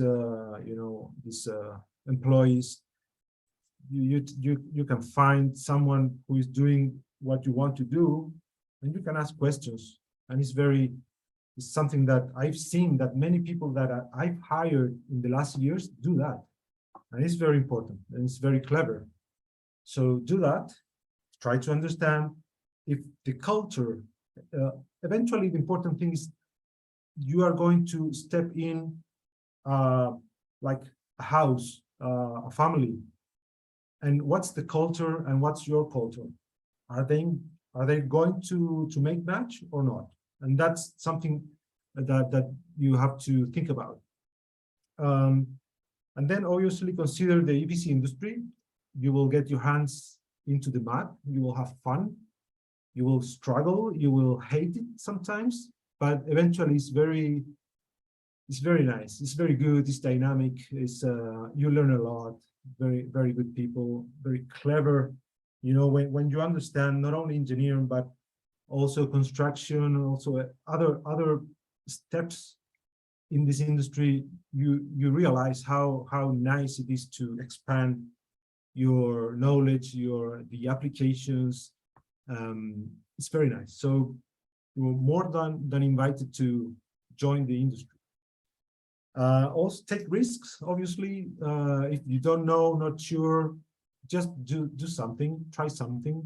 There's nothing wrong with realizing that you don't like it. There's nothing wrong. I started working in construction, and after a year and a half, I said, no, this is not for me. I had my own thoughts about construction, but anyway, I didn't like it, and I just jumped out and joined the engineering world, and that's fine, nothing wrong. If you do know what you want, still do this research on the potential companies you want to join to. Still make a good research. Not all shining stuff is gold. Don't get impressed easily.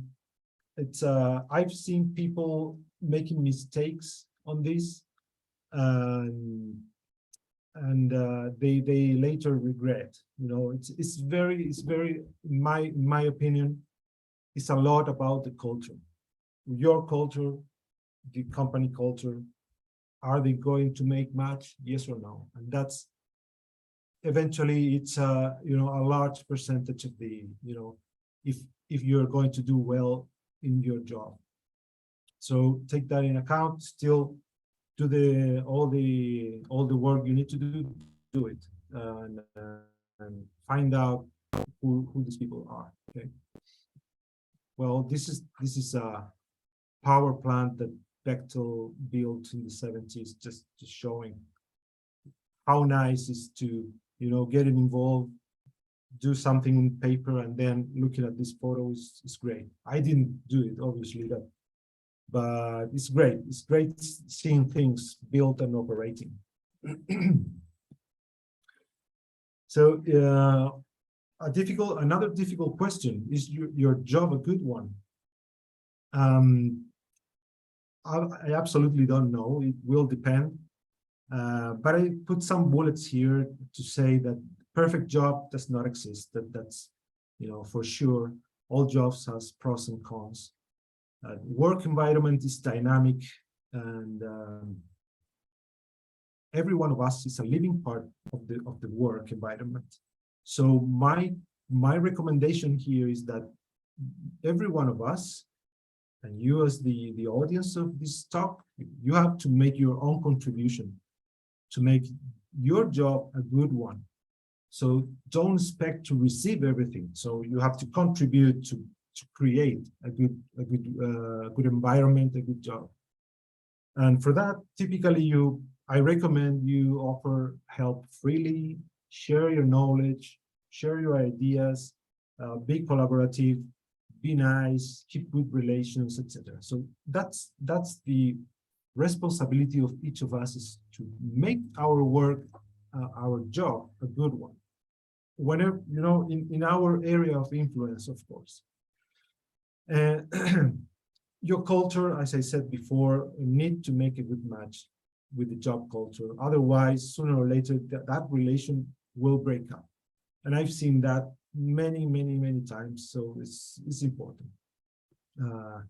And it's something that is dynamic. So still you have to make some checks from time to time.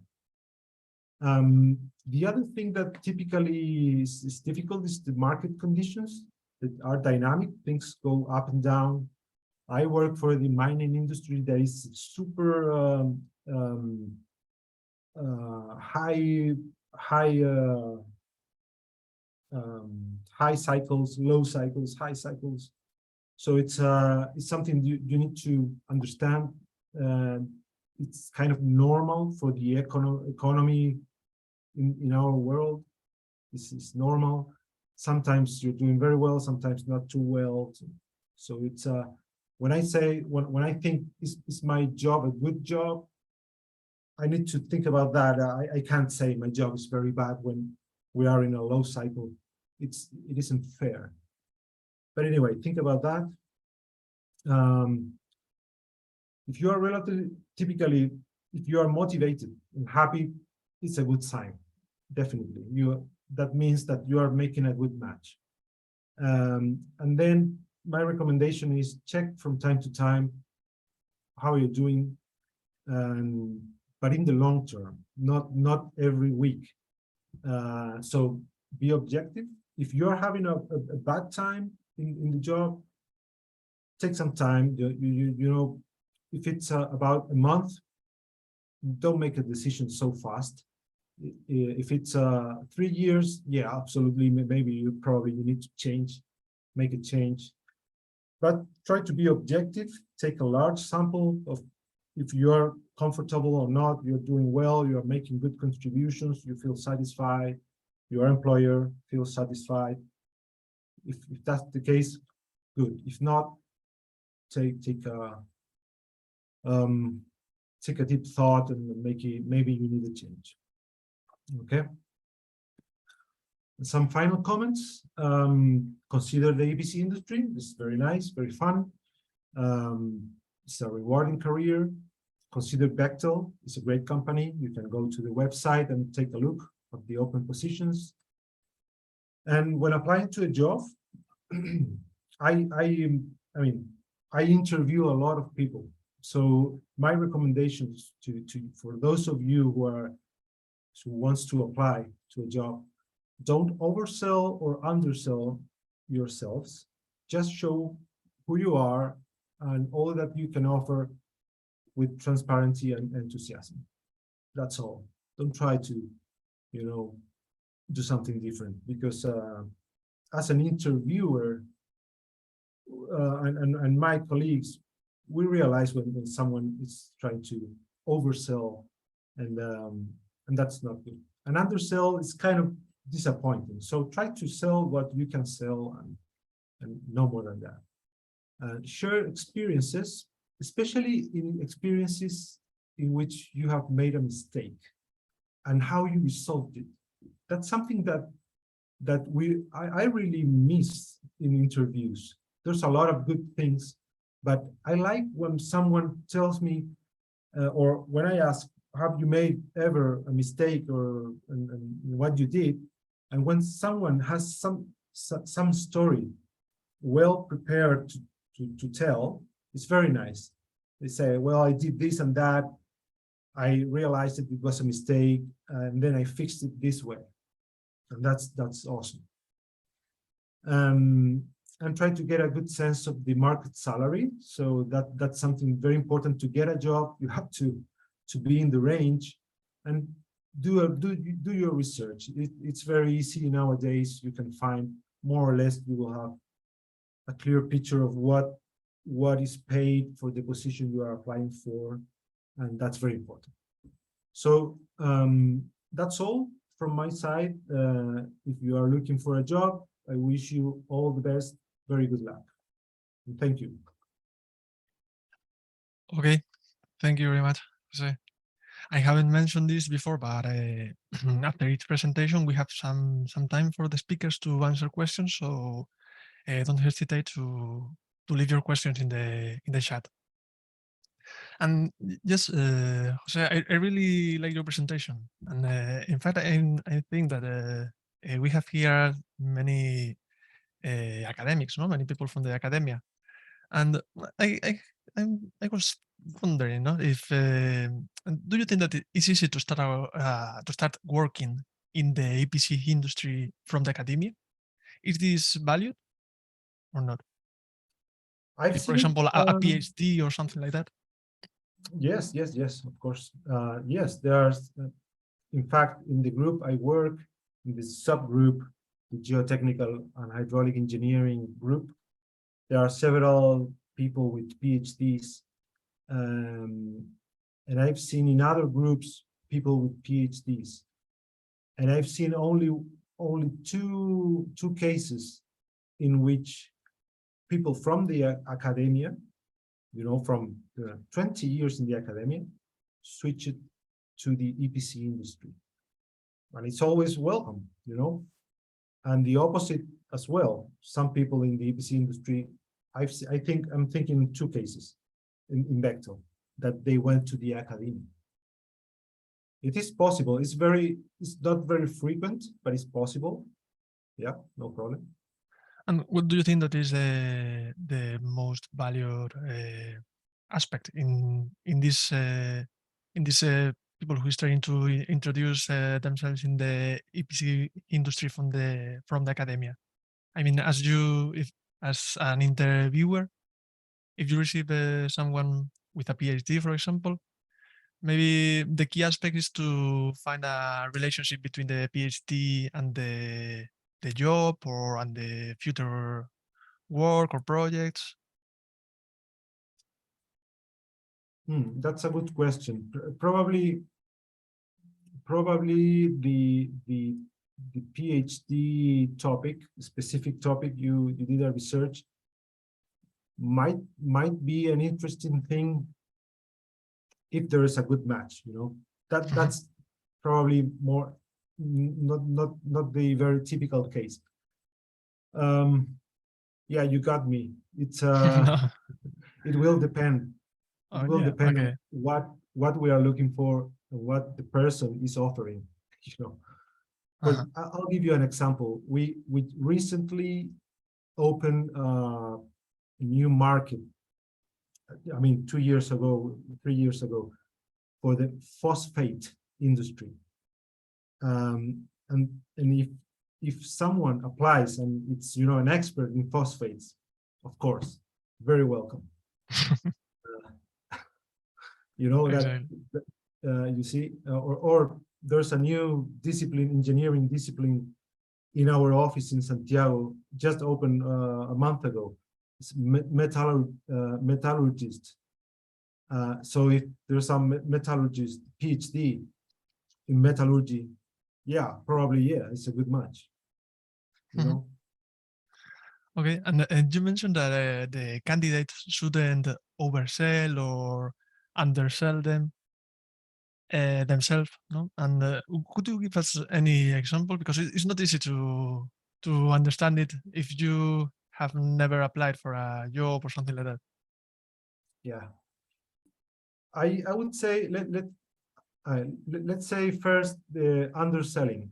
There's people that is it's very humble, and it's okay, or it's very shy, and they just don't really show what they can offer, what they can do, you know, in the job.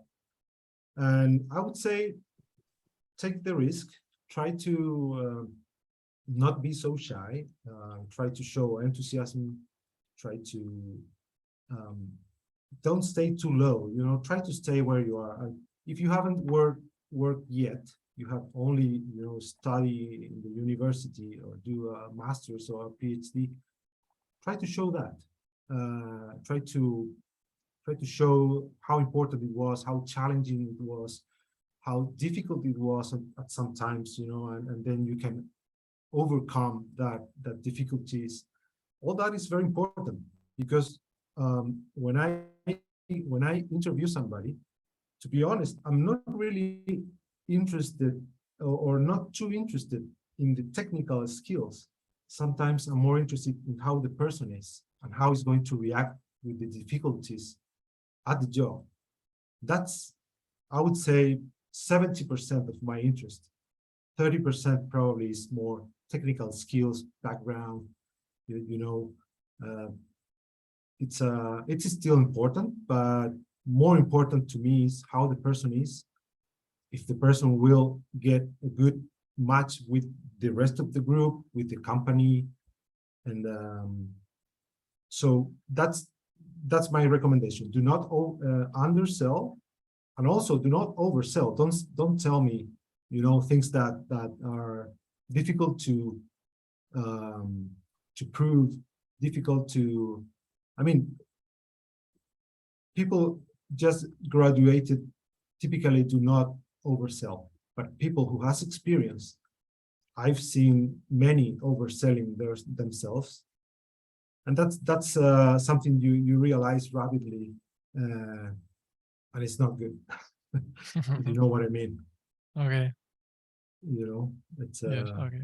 they try to show much more, and yeah.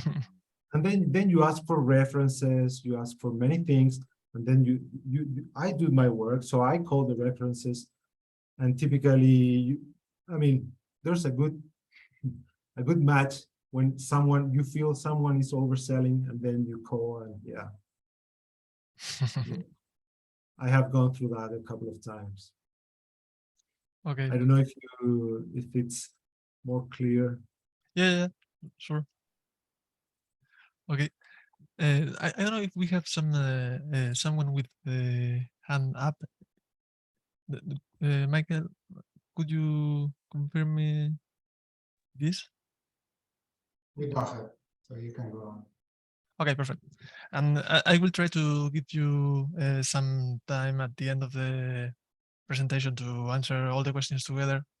So yes, let's just continue with our next speaker, Christian van den Heuvel from the water tower.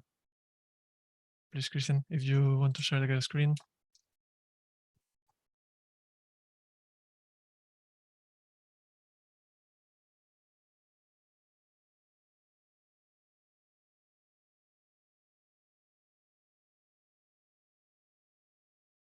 Okay. Found my unmute button. There we go. Perfect. Thank you. Thanks so much for having me this morning. Morning my time, but afternoon to others. I really took a similar approach as our last speaker, talking a little bit about things that I've encountered while going through interview processes, through interviewing additional candidates, talking to leaders that I know in the water industry about what they're looking for as well. So I'm going to start with that information and then move into what I do and the value of the nonprofit industry in water. So that's just a little overview of what I'll be talking about. But the first thing I always start with when I talk to groups about how to approach getting a job or getting a job in the water industry or in general, but I always like to push the water industry, of course, is that no matter where you are in terms of skill sets, in terms of educational journey, in terms of academic level, things like that, there is a place in the water industry for you. So even if you're planning on going to additional schooling or maybe you're taking a break for a while, or maybe you're going on to PhD and beyond, there is something in the water industry that could be potentially very fulfilling for you in your next steps. So when I thought about this question of how to get a good job, what I did was I sat down and thought about, what do I look for when I'm thinking about how to get a good job, and then asked some people that I trust around me as well. And over the past couple of years, a lot of things that have rang true is this idea of an ultimate why. So this is essentially, why you get up in the morning, why you like to go to work, that motivation factor that Jose mentioned, why you feel motivated and happy at a job.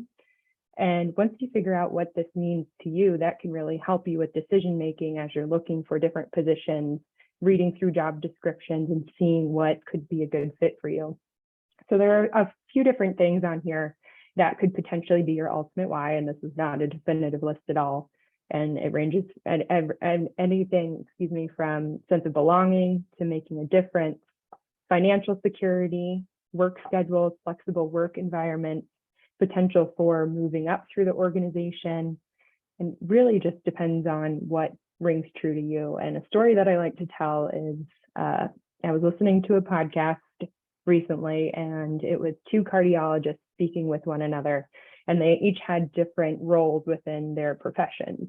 And one cardiologist was talking to the other, and that one was saying, my position involves going in and doing surgery, removing a pacemaker, charging up the battery source of the pacemaker, putting it back in the patient, and then they move on.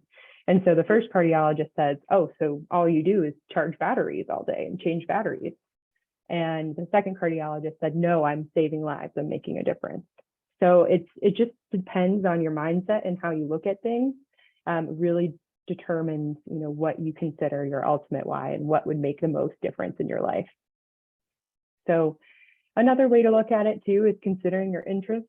This is an example just from the utility side of the water industry, but something that I like to show just to show the different interests and skill sets that go into one organization. So for example, all of these different positions and interests can contribute to resilient water supplies. So you have, if someone is really creative, really interested in design, really problem solve, focus on problem solving. Maybe they want to look at design or the R&D aspects of that.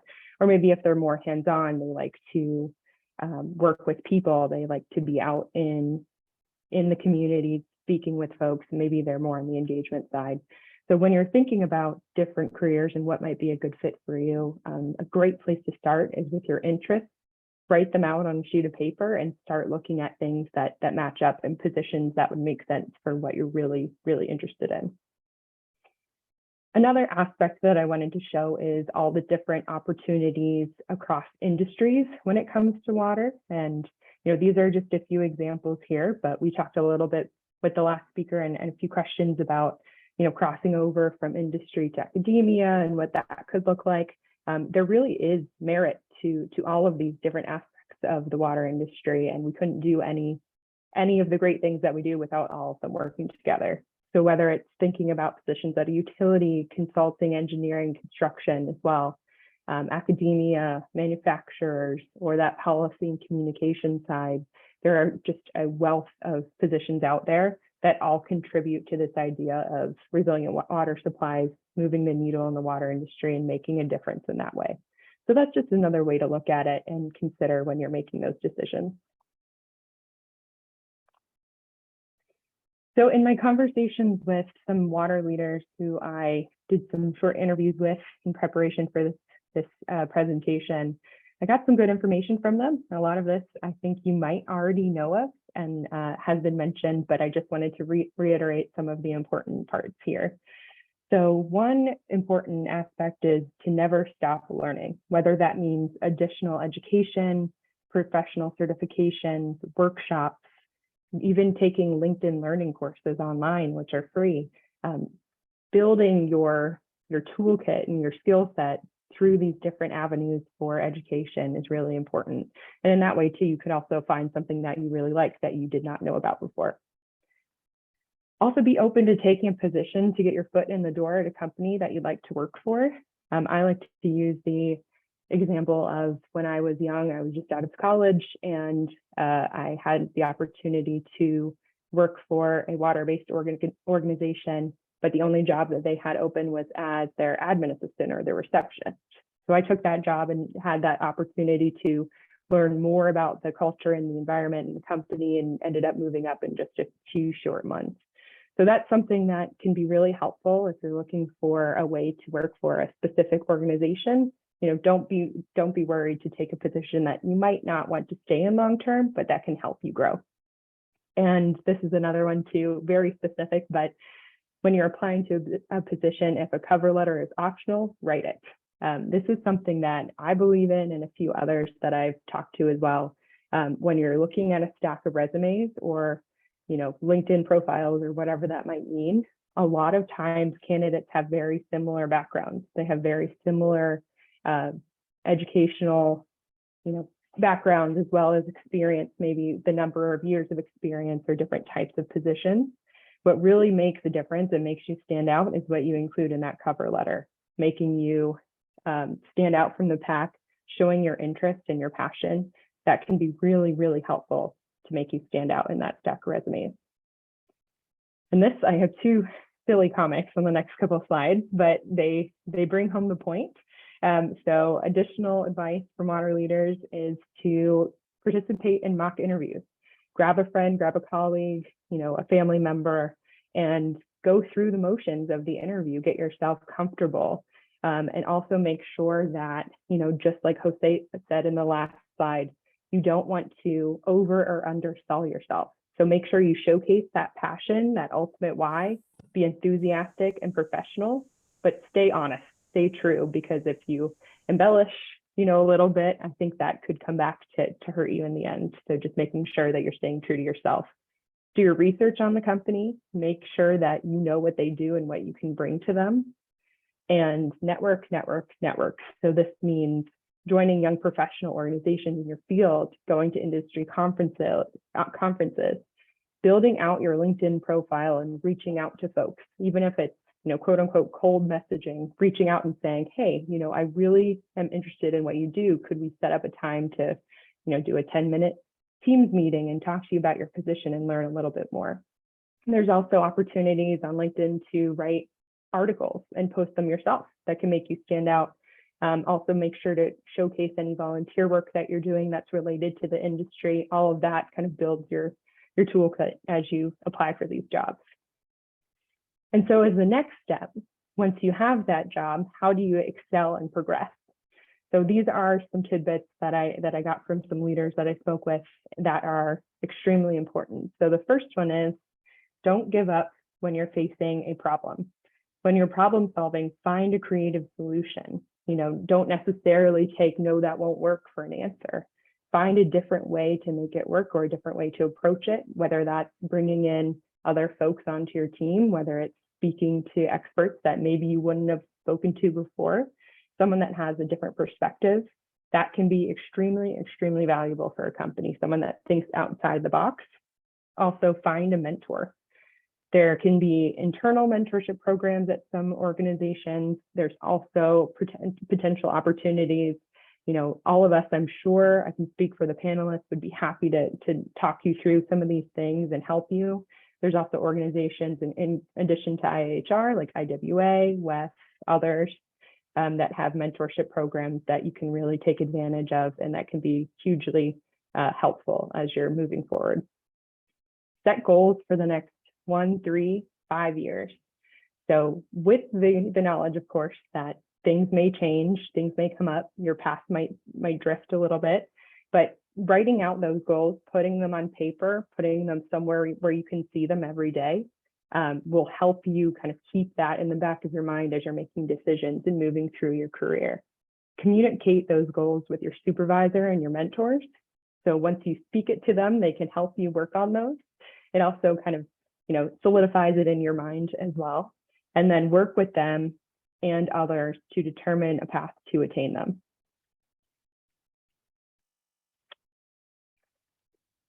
Now, talking a little bit about my experience working in the nonprofit industry, I originally started working for, actually, I've been in nonprofits almost the entire time that I've been in the water industry. So working for a few research foundations before I reached the water tower.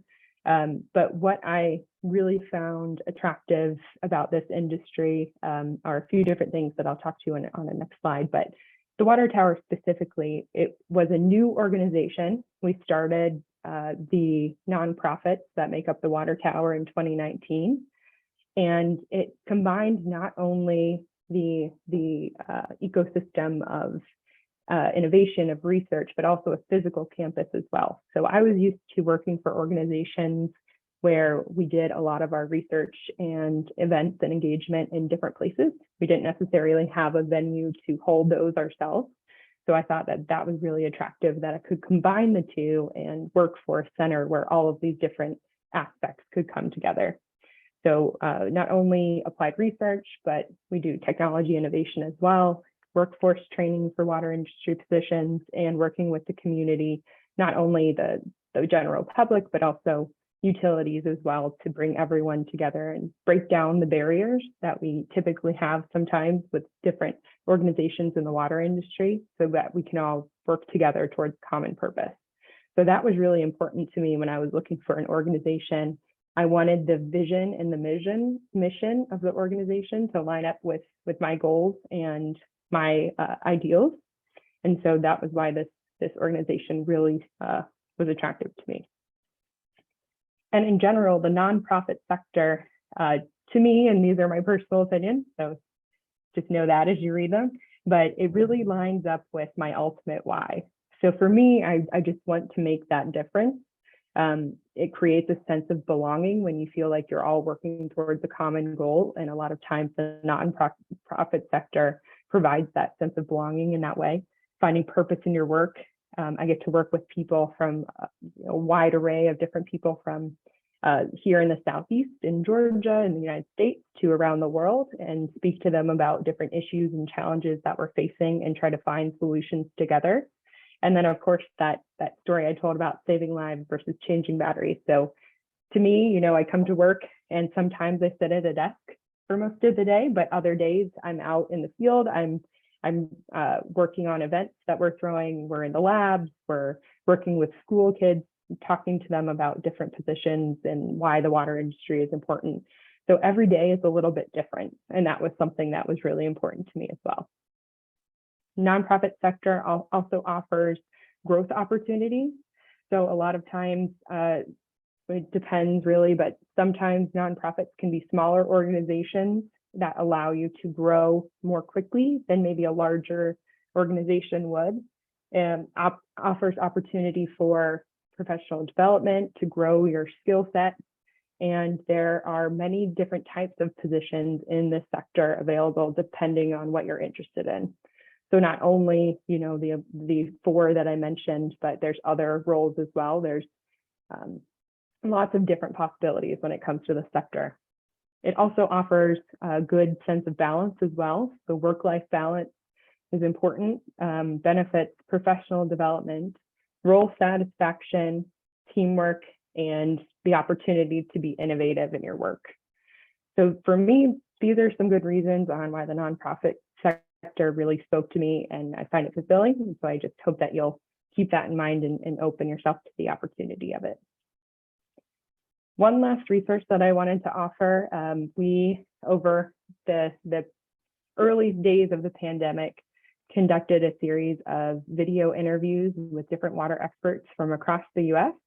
And we focused on folks that had different jobs in the water industry. So you'll see on this list, and this isn't everybody, but we had a marine scientist, we had someone in water resources planning for a major water district, engineers, regulators, folks in academia, nonprofit management, and so on. So this also could be a good resource. These are quick videos that you can log on to that tiny URL on our YouTube page and just see what they have to offer. They talked a little bit about how they got to their position, the steps that they took, or the degrees or certifications that they had, and then also what they find to be fulfilling in that role as well. So just use this as a resource if you'd like to explore any of those careers. And that is all I have. I welcome any questions. Also, feel free to email or reach out on social media, on LinkedIn, on Twitter. If you have any questions, I'd be happy to answer them. Okay, thank you very much, Chris. And it was a really, really nice presentation. And in fact, I really like the idea of finding a mentor to help you to determine your path. And just a quick question. In the particular case of the USA, sometimes I have seen a job offer, for example, and I always doubt whether there are bureaucratic obstacles to being hired because I'm from Europe or outside from USA in general. No, is the case? Is it common to hire people from outside the USA? In general, I think it is. Well, okay. Yes, exactly. Sorry, go ahead. Oh yeah, I was asking in general, but maybe you have your perspective, no, from the water tower. So, for example, right now we're working with someone who is from Asia, and she has reached out, and she's a wonderful candidate for a job that we're hiring for. And so we're working with her to fulfill those needs to get her to work here. And I think for certain countries, it's a little bit different, but a lot of times if you show yourself to be a very strong candidate and the company is willing to work with you, I think that there's definitely possibilities. There can be some hurdles. I know that I am not fully experienced in every part of that, but I know that, for example, for the water tower, we're trying to make it work ourselves. Okay, perfect. We have one question, but it's a bit general, so I prefer to leave this question to the end to be answered by all the speakers. So let's continue with our next speaker, Yige Gao, from Gwinnett County Department of Water Resources. Is it the correct pronunciation, Yige? Yes. Yeah, I'm going to share this screen. Okay, perfect.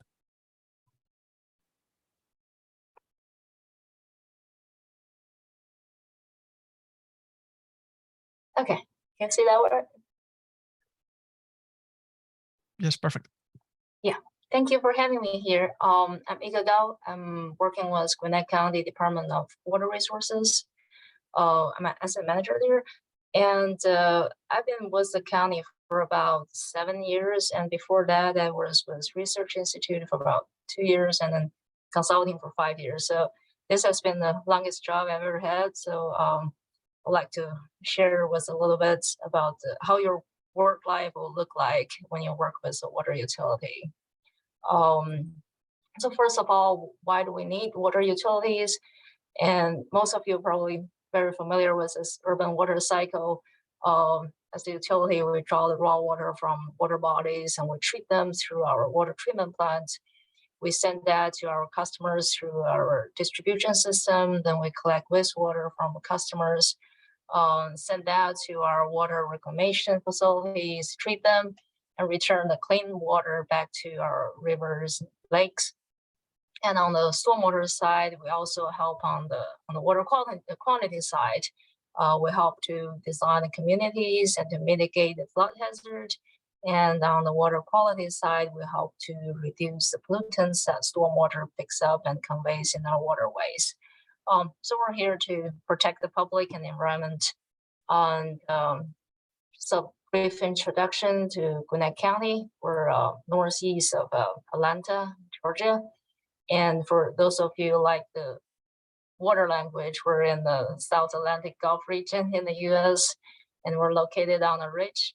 The west side of their county drain into Chattahoochee River and eventually get into the Gulf of Mexico. And the east side of our county eventually drain into the Atlantic Ocean. So that's the fun thing about working for a utility, that you're always working for a watershed, and your watershed belongs to a bigger watershed. So when you're doing your project, you feel you're really making a difference to the people and the land that you're on. So every utility have their own mission and visions. Our mission is to provide superior water service at an excellent value. And our vision is to be widely recognized as a leader in the water industry. And a good example of that is the founding of the water tower, which Kristen just talked about. Our most important mission is to serve our customers. We serve about 1 million people and about 300,000 water accounts, and we provide water, sewer, and stormwater services to cities and our unincorporated county. So we own about over $9 billion of assets. More than half of that is underground. We have a little bit more than 700 full-time, part-time, intern positions. And those positions could be operators, maintenance staff, engineers, IT professionals, customer services, you name it. So there's lots of diverse job opportunities there. One thing I like working for water utilities is like we run like a company, and we're the only Gwinnett County enterprise that operates purely from our customer revenue. So our water and sewer revenue comes from our customer water bills or the service delivery charges for new development.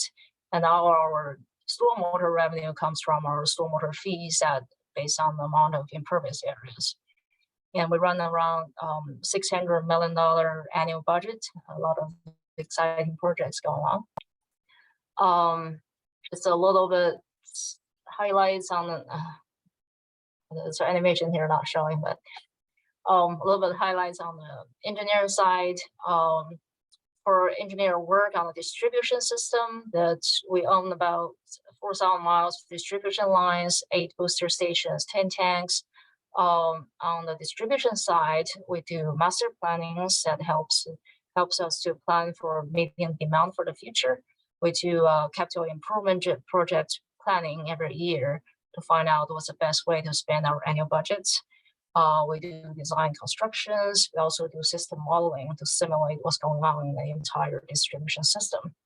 And we help on the field support. We help on the water main break response. And we look at fire flow availabilities. We look at pressure management to help to reduce the main breaks and also to control the water loss. We help to analyze water qualities, and we look at smart meters. We're doing some pilot project on the smart meters for the whole county. And here we go. And on the collection system side, we own about 3,000 miles of gravity mains, 300 miles force mains, more than 200 pump stations. On the planning side, it's kind of similar to the distribution system. These are all linear projects. On the field support, we help to support the infrastructure development, support developers, and looking at our capacity available in our collection systems. We do inflow and infiltration analysis, make sure that stormwater doesn't take too much capacity in our sewer systems. And we look at how to optimize our operations during rainstorms, make sure we get the most out of our collection system and our plants, make sure there are no overflows. And we're also start to engage in the energy conservation side, also trying to engage customers on the septic to sewer conversions, better protect the environment. On the water production side, we have 2 big water plants. Our water withdrawal permit is about 150 million gallons per day from our Lake Lanier. And our Lanier future plant was built in the early in the 1970s, and then later in the 2000s, we built another plant to help to improve the reliability and redundancy of our water production system. And on the water reclamation side, our combined capacity is about 100 million gallons per day, and we have 3 plants, and the most famous one is F1 Hill, which is very close to the water tower. You actually can walk from water tower to the plants. So we do a lot of tours at our F1 Hill plants, about more than 100 tours a year, and a lot of visitors from all over the world. So if you have the chance to visit, please visit us and the water tower together. And that's one of the most advanced treatment plants in the world, and we treat our wastewater to the standard, almost to the drinking water standard. And we produce fertilizer there from a nutrients recovery process, and also we generate electricity from our biogas, and to use that in the plants. That can almost supply more than 20% of the plant's electricity from biogas. So some highlight of engineer work on the water production and the reclamation side. Our engineers help to look at our plant capacity, reliability, and help to optimize operations, help to improve our operation to make it more efficient and consistent. And our engineers also do the master planning and the capital project planning, design constructions. And recently we started to do more on the energy monitoring and optimization side. Plant engineers also look at all the lab and field studies to support our research. They do collaborative research with the water tower, and then they help to look at the new technologies, evaluate what's the best one to use at the plant, and do a lot of pilot studies and try out different things. It's like their playground in our plants. So a little bit overview of the different divisions in our departments. Pretty typical for water utility. And for us, we have field operations, who is in charge of our linear assets, our water, sewer, and stormwater pipes. So they do operation and maintenance, and then they work with engineers to help improve the operations in the linear side. We also have a facility operations, who is in charge of the water production and reclamation plants. And then they also oversee our pump stations and booster stations. So they have operation maintenance and plant engineer staff. I work for technical services, and our area mainly is doing the master planning, capital project planning, and work with operations, help them to analyze the data, improve the operations. And then we also do compliance permitting, work with developers, and to help them to meet their infrastructure needs. We have division just mainly for engineering constructions in both vertical and linear assets. Very exciting work, big projects going on. And then we have business and staff services, and they're working on the finance, customer services, information technology, training, and safety side. So whatever your major is, there's a place for you in the utility, and you can keep growing in there. Okay, that's all I have. And get any questions? Okay, wait for the Q&A. Okay, thank you very much, Kike. And it was a very interesting presentation from another point of view. We have one question, and it's quite particular to your presentation, so I will read it. In water utilities, is it common to have part-time jobs in between academia and industry? For example, let's say 50% in the water utility and 50% in the university? So we do work with universities, but we don't really. I mean, for people who have part-time, we hired people from Kenya before, and they do part-time job for us after they get permission from universities. And but I think economically, maybe it's more accessible for people to stay with university and do collaborate research with us. And then we also hire a lot of PhD students. In my group, there are 14 people, 4 of them are PhDs. And before my boss was a PhD too. And it's pretty exciting that they have both the very strong academic background and also very practical. That's a fun thing working for utility every day. They talk to operators, maintenance staff, and make sure everything works on the ground. And I also have the theoretical knowledge to make everything work. So it's a very, to me, it's a best work environment for me to make sure we can try different things, and our field crews are very exciting to learn new things, and every day we learn from them too about what actually work and not work in the industry. So yeah, if there are any students who are interested in working for us, we can talk to us, and then there's many different ways to make this work. So. Okay, thank you very much. Okay, so let's continue with our next speaker, Mario Franca from the KIT. Mario, please, the floor is yours.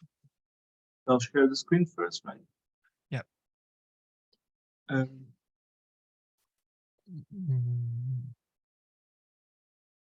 Exactly.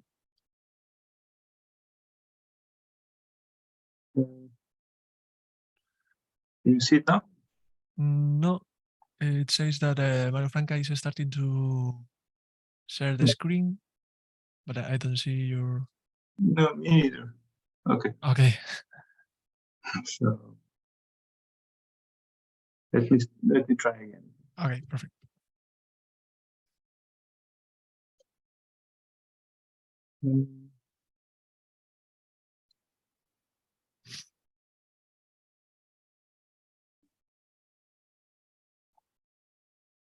There's more. It's not working, right? Okay. Okay. Last time, otherwise.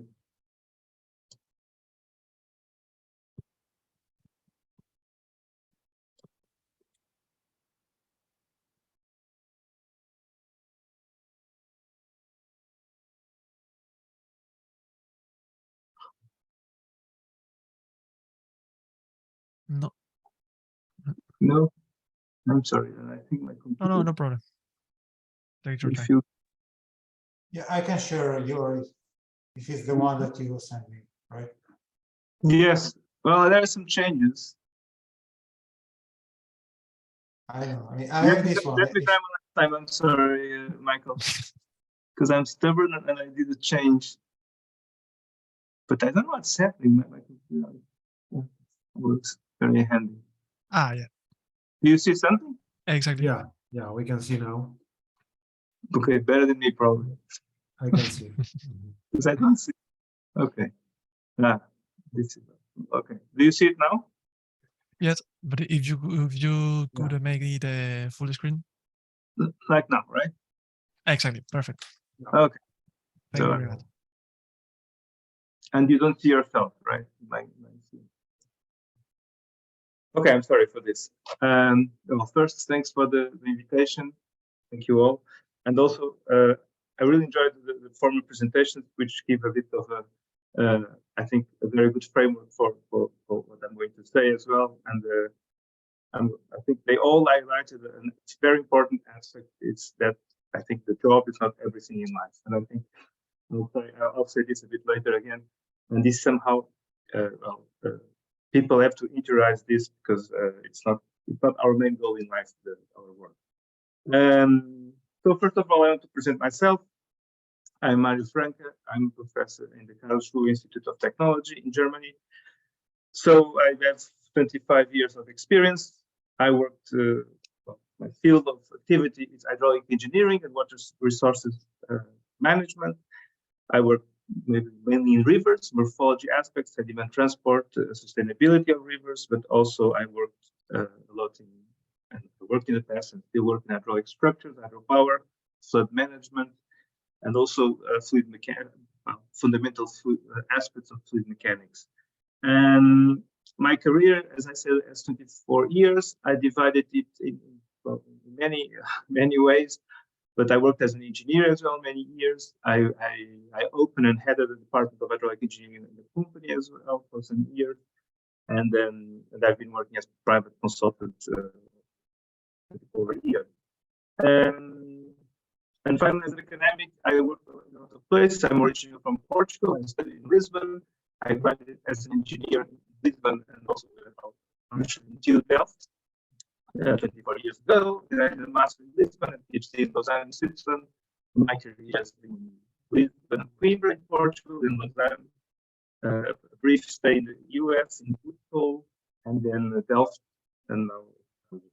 Okay, enough about me, and I want to start the presentation by discussing a small aspect of, and this is not working. Okay, of the title of the workshop, okay, which is, okay, apparently I'm having real problem here. You are seeing all my presentation and this. Okay, so I wanted to discuss a bit what's a good job, and I just put those things, and my presentation will be very based in my personal experience, my personal views as well. And I put a lot of things what I think is a good job, and if you see, a lot of it's personal. So, of course, the salary is important, don't forget that. But family and social conciliation, and okay, I'm not going to read everything, but all of this, you have to be comfortable and you have to be happy, as I think the first presenter said, Jose, with your job. And I think that's the most important. And I think there are other aspects also, the values. You should not forget the values. We have a few values in life. Probably we don't have much, but we have a few that are very strong, and we should not lower them now or forget them by our thought. That's my opinion. And then there is also some aspects of where you work that are important. For instance, if it's a place that is diverse, or if it's not diverse, at least it's trying to be diverse.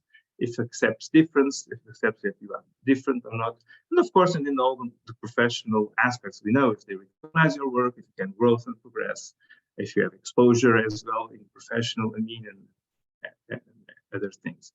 But the idea is also to value a lot and not make the main goal of your aspect of your life your job. That's a bit the message. So my presentation was a bit inspired in the music by the Stones, which I like, and I think it's somehow linked to what we may want and what we want and what we need at a certain time in life. And also you saw here that sometimes we choose a job, or let's say we establish our professional goals for 1, 3, 5 years. I think Christian referred that. So there are midterm, there are long-term goals. And of course, okay, when I reached the professorship, that's a long-term goal, for instance, but many years ago, I was establishing step by step towards what I wanted to end in the final. Not sure if the final, but at a certain moment in my career. There's a word here I think it's very important. It's be realistic, and I think this we have to be as soon as possible when we start our professional career. And many times we are a lot of us doing PhDs these days and masters and everything, but we have to realize that for I don't know numbers, but for a bunch of engineers that work in Bechtel or work with Steam or IAHR, so for all these engineers, there is one academic. So there is not job for everybody. So we have to be realistic at a certain point and always have alternatives. Not put all the eggs in the same basket. Establishing boundaries where what you are willing to do to get the next step of your job, and also again, don't sacrifice your personal life for a job. Okay, I don't think that's a right thing. So jobs can be steps. So maybe we need this job to go for the next part, but they can also be final goals at a certain moment. careers goals, and I think they should be established short and midterm. And the personal goals, at least in my view, they are for life. They are always present. So don't put one. I'm saying this a lot as well because we see in the academic world nowadays there is a huge mental price. People get burnout. People get problems, and I think somehow it's because there is a lack of realism when we approach the job, and maybe too much romanticism about this job. So okay, that's a kind of a disclaimer I do, or just a personal opinion that I think is important to pass by. So let's see if I can change now this. Yes. So I got a bit of the things what we need in academics. Okay, and I illustrated this with this image. This image is this is where I have family as well. Like often they have these annual parties, and there's a kind of a structure that we need all those pillars. So this is in Catalonia, in Spain. They do a lot of these man towers, and it's a kind of an exhibition they do, the contest. But if you see that very clear structure, and you need all those to get a high tower. In the career, in the academic as well. But as the tower is built, we don't need to have all of them in the same day. Okay. Of course, scientific output publications and the relevance of them are important. Don't think that we need, I don't know, 15 publications or 20 publications when you are in the early career stage. Maybe it's better to have 5 very solid that are relevant. And of course, the conference participation, conference and invitations. Education, it's important to have some experience. Again, if you just finish your PhD, maybe no education experience is needed, or just a few assistant TA or something. But then if you want to have an academic career, you need to collect that as well. It's important to have some practice aspects, or at least, as I say, understanding real problems and transfer how the work that we do may eventually be transferred into practice. And then aspects like funding, you are able to get funding, you have a good network. At a certain moment, you are supposed to have some management positions as well. Academic duties like duties, commissions, faculty. And then also some exposure in social media, news, interviews, budget talks, etc. But as I said, their experience is relative to professional age, so you don't build a human tower all in once. Okay, you go step by step. But if along the time you have to try to progressively tick all the boxes, because of course you need a solid scientific output if you want to progress in the academy. You also need to have experience in practice and education, and many the funding. Maybe these are the 3 important. But you should tick the other boxes as well, even if when you are evaluated, they don't count so much. And this is advice: wherever you have opportunity, tick one box, and maybe you even can develop something there. So now well, just by my experience, I decided to show some steps of the hiring process for an early stage academic. And this is just, okay, it's an example that I have, and I'll just share things with you, and hopefully they help you, young professionals, to, if they want to follow an academic career, or at least the first step, how to get it into it.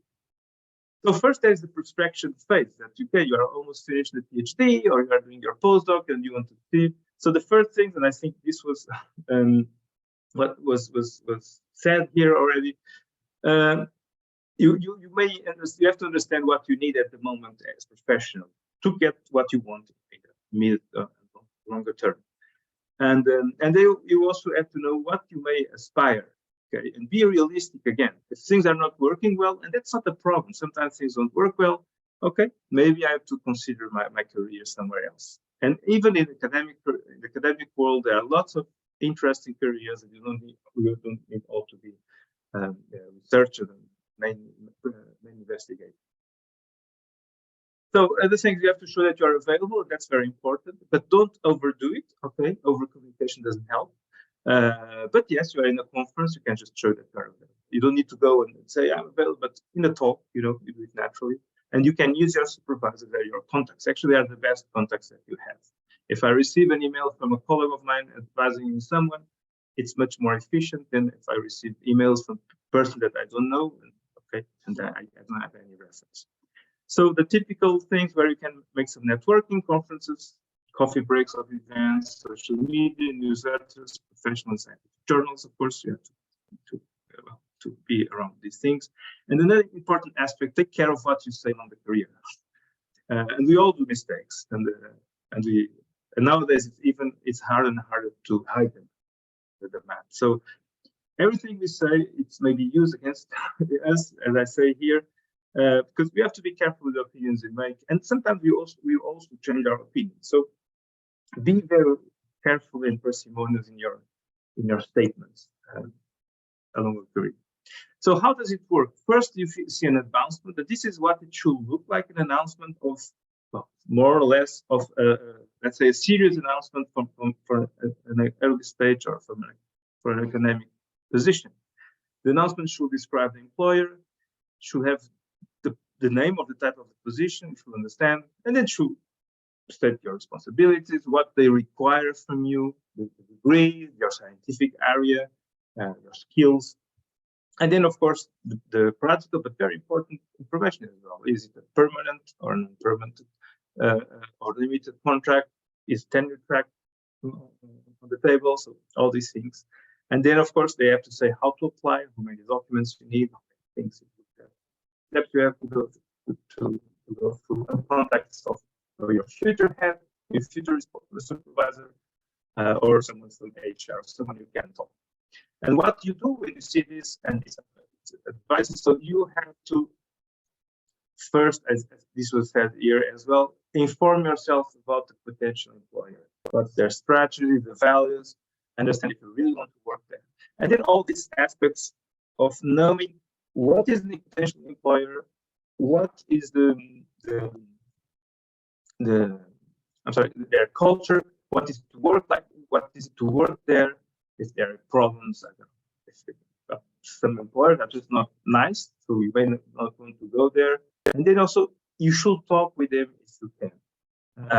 There is no problem. If they have a contact number, talk with them. Talk with your future supervisor if he's available for talking, of course. It's important that you show your interest. And when you also make a small inquiry, an half an hour talk by phone or 15 minutes, you understand better what they want and what you can write in your application. Maybe not with the supervisor, maybe it's not available, maybe it says I prefer not to talk with candidates, that's also fair, but talk with people that work with him or the HR to see what they want. And very important here, two things: understand the levels of frustration of potential colleagues, that the people that work there, if they are frustrated with something, try to see why they are frustrated, and also think well to whom you want to ask a referee letter, and always inform people that you are going to ask for a referee letter. You may be asked, so respect schedule, formalities, be respectful, be not overdo it, but okay, neutral treatment always. And you may be asked for, well, in the early stage, maybe not, but for statements of research, of teaching, career statement, so it depends on the stage. But as I said, find the examples to know the detail that it's desired, but make always your own. You want to see your things. This is how I evaluated a position some years ago. So this I leave you this. I will share this in ResearchGate, as I always do in my presentations. And I think this may be useful. So basically, this is what agreed that we did to evaluate the position based on the application, the first documents that were submitted, which was just the CV and the letter and the cover letter. And this is how we evaluated this, that you can have an idea how we are ticking the boxes, how we are interested on knowing what you did, and how we, in the end, we get to a decision. Next phase, you probably have to do a presentation. I also leave you here, well, a list of advices that I will leave. I'm not going to read all this, but a few aspects are important. Don't be funny, okay? You may be humorous. Well, people don't want to be a very serious person. They want someone that is relaxed. But making jokes is very dangerous. So also understanding local culture, that's very dangerous. You know that in the world there are people that are very they love irony, sarcasm. There are people that don't do this. So if you go neutral, maybe it's better. Also, when you show your work in a presentation for a position, remember that in the committee, not everybody is expert, so don't derive Navier-Stokes equations, for instance, but maybe you can talk about it and say how you can use them for something else. You have to present yourself, your work, your future plans. I think what Jose said, it's very important. Don't undersell, don't oversell. I only said don't overdo, but the underdo is also as dangerous as that. And always, if they ask you something or in a presentation, always use an example. It's the best. If they ask you how will you deal with that, of course, if you have an example, just answer with an example, because then you show that you know how to deal with it, or at least you have to confront that situation and that you have experience. And then 2 advices: rehearse. That's the best thing you can do before a presentation for an academic position, and show without showing. You may show that you know very well how to tackle Navier-Stokes equations and all the terms on it, but without being boring and going around all the terms. You can just make things in a light way, but so that nevertheless you are solid. Because we are talking about an academic position, that's what I'm talking. You have to be nevertheless very solid theoretically. That's what people want. And then the interview. And I always say this: the interview is for both sides. Okay, don't forget that you are going to an interview, but you are also interviewing them. Okay, so I give you some advices here, but I think there is an important one. Never confront nobody. Don't enroll in a discussion in an interview. That's not even for academics. Or I think Jose, Cristina, and Raul will say the same. Never confront nobody in an interview, and accept. If you don't agree, you can say I don't agree, but okay. Unless it goes beyond your values and beliefs, of course. If there's something that really hits on you, then you can say, you can still be polite, but maybe it's time to go away, for instance. Okay, so keep yourself also with the head of the water. So another important thing here, don't talk about colleagues, don't transmit any negative message. It's not needed. If there is someone or something you don't want to talk about, you say I prefer not to talk about. People will take their conclusions. And prepare your own questions, because generally, if you see in the grid that it's the next grid, I'm sorry, that I had for evaluation, we also evaluate the questions that the candidates brought. And some candidates didn't bring any questions, and we thought, okay, maybe they are not really interested in the position. So the interview is always for both sides. And this is, again, what we used also some years ago to select a candidate early stage in the interview phase, in the presentation and interview phase. So we classified the presentation, but also the questions about, we had some prepared questions about research, education, outreach and relevance, general questions, and also we evaluate the candidates' questions. Were they interested in the job we were offering? That's important.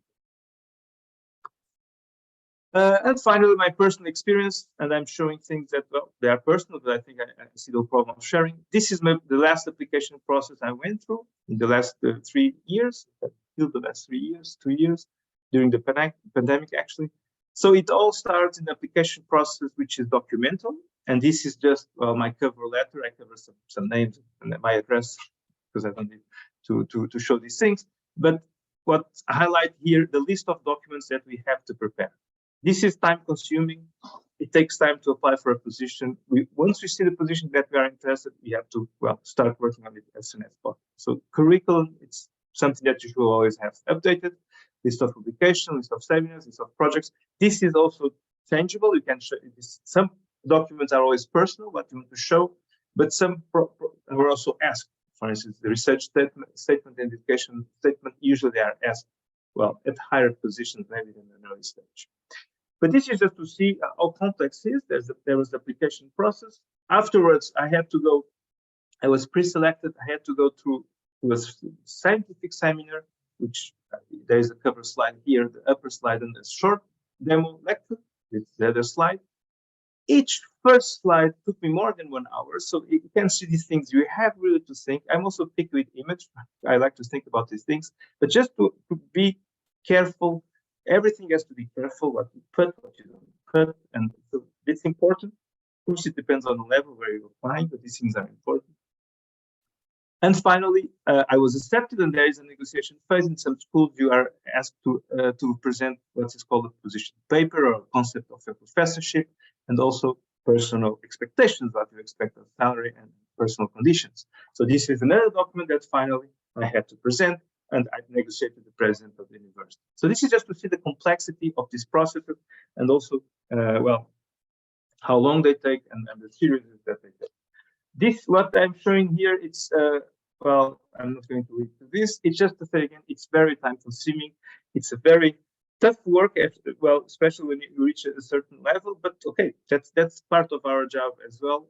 Actually, when you do this process, you reflect a lot, you construct research statements, teaching statements, and in the end, these are very useful for your. Just an example, you can read this carefully. Just okay, it's a personal example, but I had to take some data vacations for some of my applications. I talk with lots of people. I talk with the head of department, head of hiring committee, head of faculty, many people. I visit the place, but then I also inquired about the city, inquired about the region, the cost of transportation, the proximity of an airport. Okay, these things. Of course, you don't need to do this in the first phase, but once you get to the position, you have to develop a lot of contacts, understanding to negotiate good terms for you, and also somehow a good position that you can work well and like where you. Just some final words, if I'm allowed, and this is just the consequence of the former presentation. This is just to say first, I had many jobs in my life. They were always good, but I also applied a lot and I lost a lot. So that's normal as well. And the second thing I would like to say is that there is one of the things I read in the beginning of my career was a very special political group, which is called Crisis. It's from Germany, actually. They wrote something in the 90s called Manifesto Against Work, so it's against labor.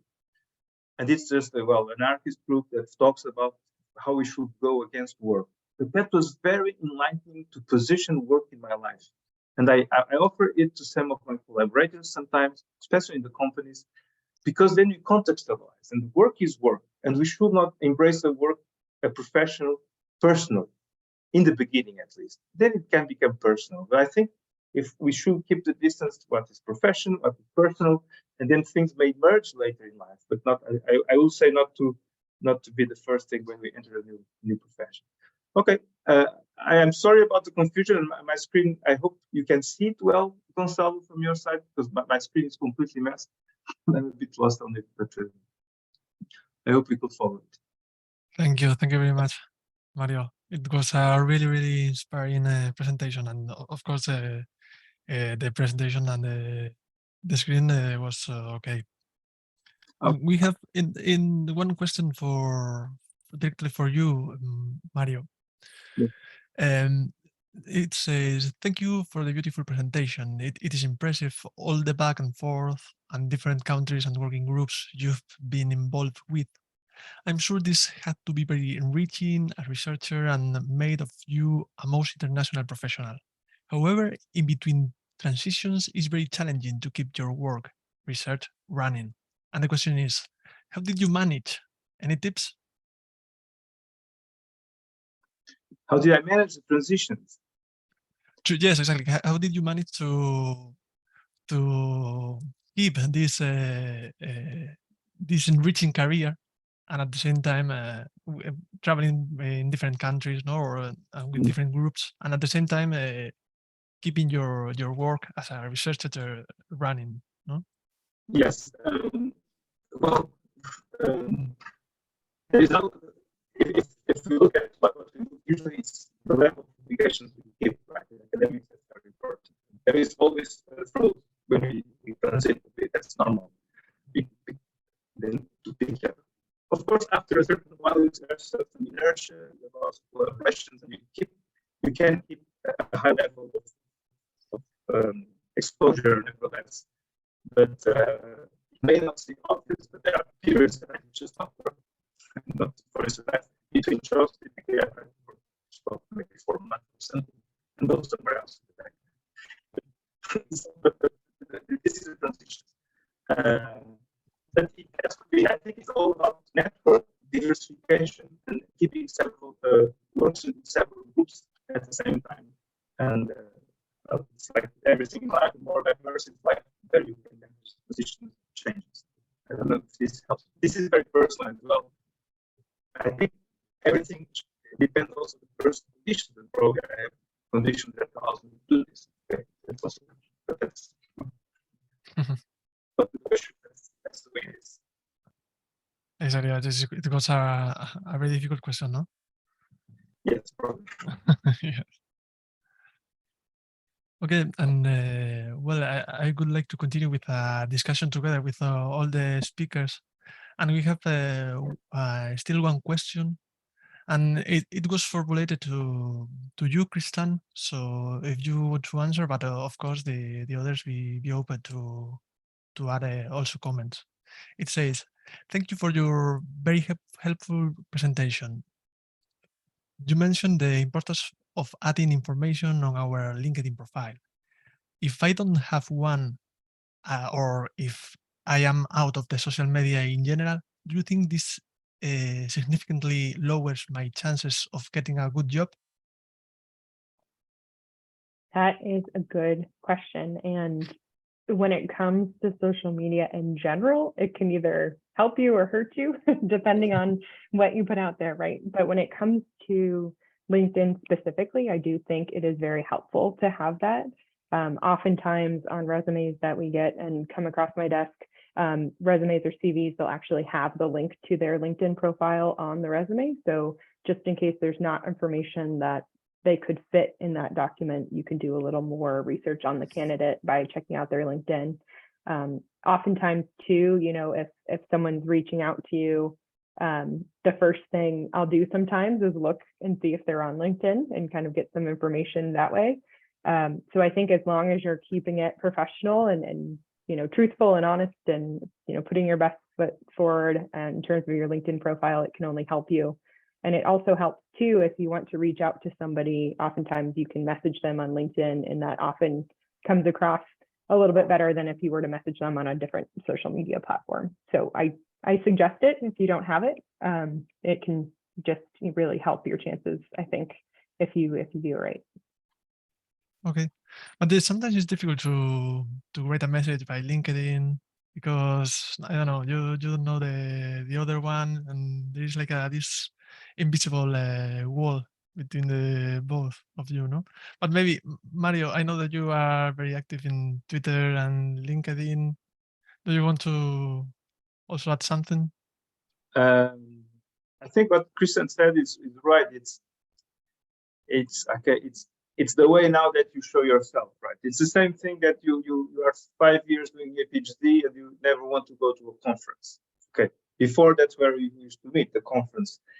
You get there anyway, but you don't show yourself. So nobody see you. Maybe they see your name, but it's not. So it's the way it is now. I'm active because I just discovered it's useful professionally. When I will retire, I just code it. So it's really a working thing.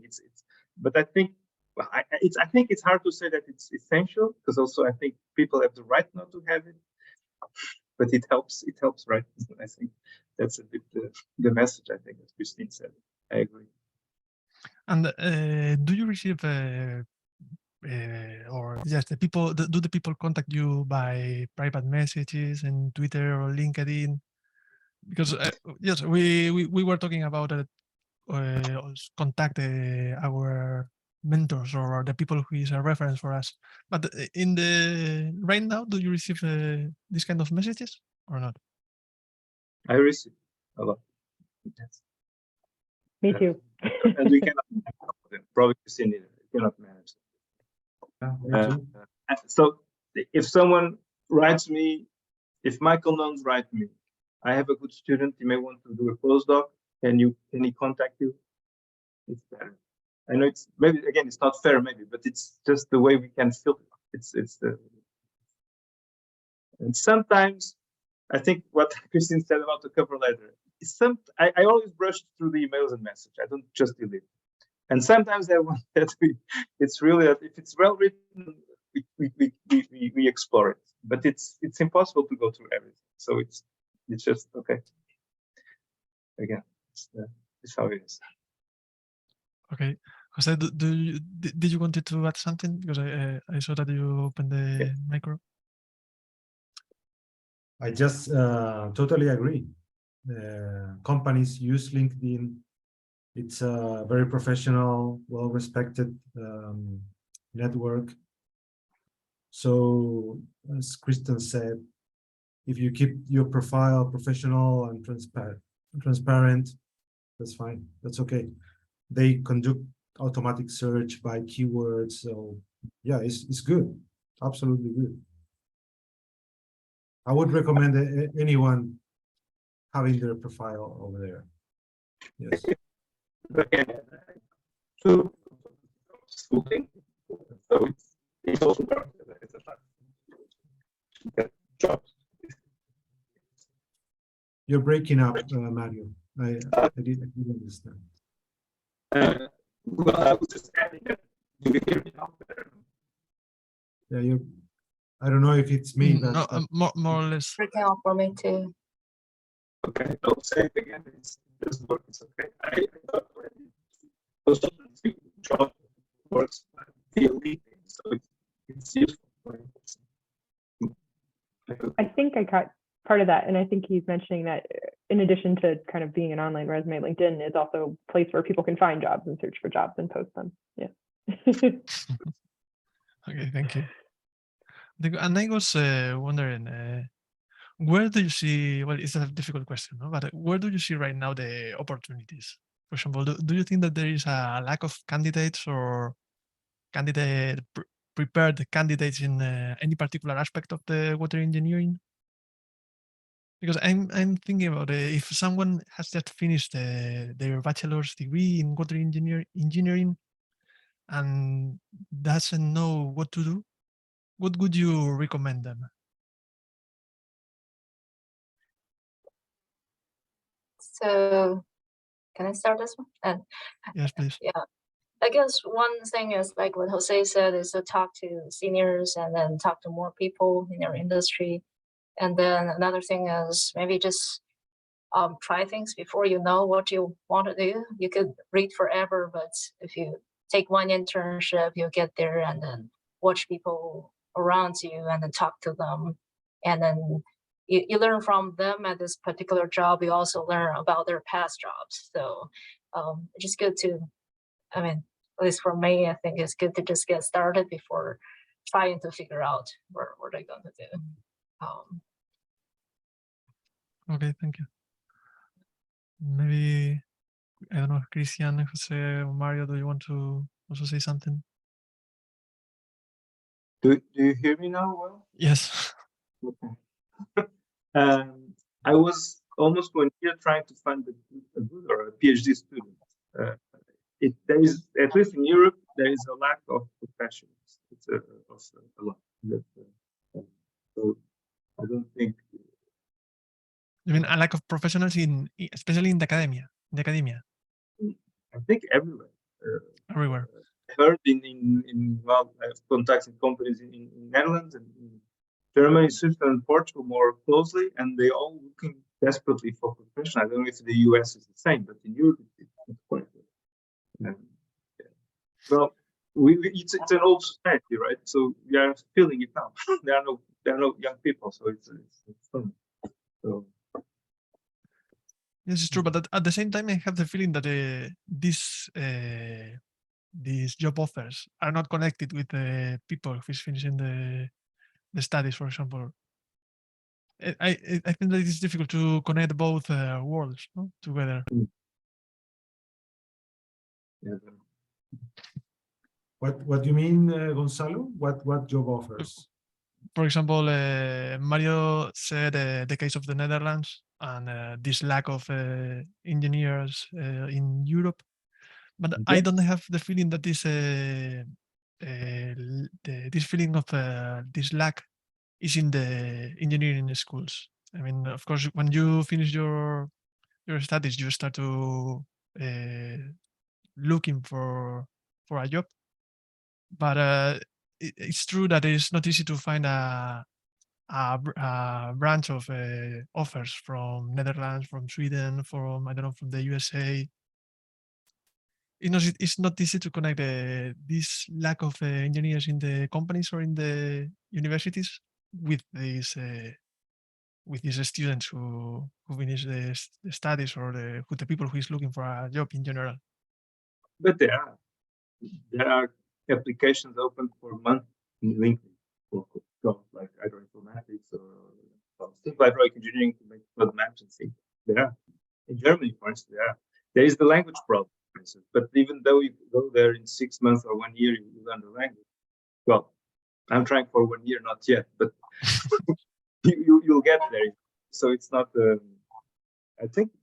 Well, I don't know. I don't know, Jose. How do you advertise your things? and you have it in LinkedIn or something? Or? We have a lot of different channels, but it depends on the region of the world and the moment. I know that right now it's been difficult to get people interested in the United States. It's been very difficult to find not only water engineers, but also all the disciplines. It's been very hard, but that's because we are going in a very high cycle in the industry, and so we're needing a lot of people, and there's not enough. In South America, typically has been easier, I would say. We post positions, and normally we got many enough applicants to hire. So it depends. You go to Australia, and in Australia, it's well, it depends as well. It depends on the moment, but sometimes there's a need of, we need more people, and there's no people interested. Sometimes it's different. There's more people. There's not enough work for everyone. So it depends. Yeah, it depends on the moment, to me. Okay. I think too, in the US, we're having similar struggles and challenges as well. There's when you're talking about engineering, there's so many different kinds that traditionally, in disciplines of engineering that, quote unquote, traditionally pay a little more than the environmental and water. So trying to go against those, and then also with a big outflux of people retiring in the US in the water industry, jobs are coming available, but it's making the connections early on, with those students to consider those water jobs as they're making their study decisions and their discipline decisions. So there's a lot of different factors, I think, that go into that. And I'll add something on the, I guess, data side. Like, a lot of utilities are going through the digital transformation now, and we're needing a lot of data engineers, data scientists, but then you're also competing with all the other industries. Like, one could go in retail, could go in insurance, and doing similar type of work, similar skills. They'll make a lot more than the water industry. To me, I just find water industry fascinating, and like Kristen said, it's just rewarding for me to do the same type of work in water utilities. But like economically, for a lot of people, it may be making more sense to work for other industries. So that's a challenge for us too. Okay, and also another question that I had. Do you think that it is important to constantly looking for a job opportunity, or at least be aware of the market opportunities? And also, if this is fair for the company where you are looking for? I think in the case that someone who is right now working in a company, and it's more or less happy with the situation, but maybe we have to be aware of the market, no? Yeah, maybe. But is this far with the company?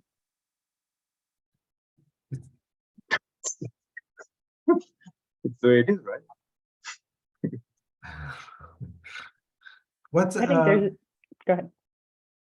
I'm sorry. What's exactly the question? So if someone has to be looking at looking outside all the time? Exactly. I don't know. It depends on everyone, each person. I know people that is looking around all the time, others don't, maybe for 40 years, because they are fine, I think it just depends goes on hand in hand with the fulfillment aspect. If you're feeling fulfilled at your job, it's important to be aware of things that are out there and not just be completely 100% focused. But, if you're fulfilled in the work that you're doing, maybe you're not, constantly looking for other positions. So I think in fairness to the company, that's a hard question because they're also looking for people who want to be there.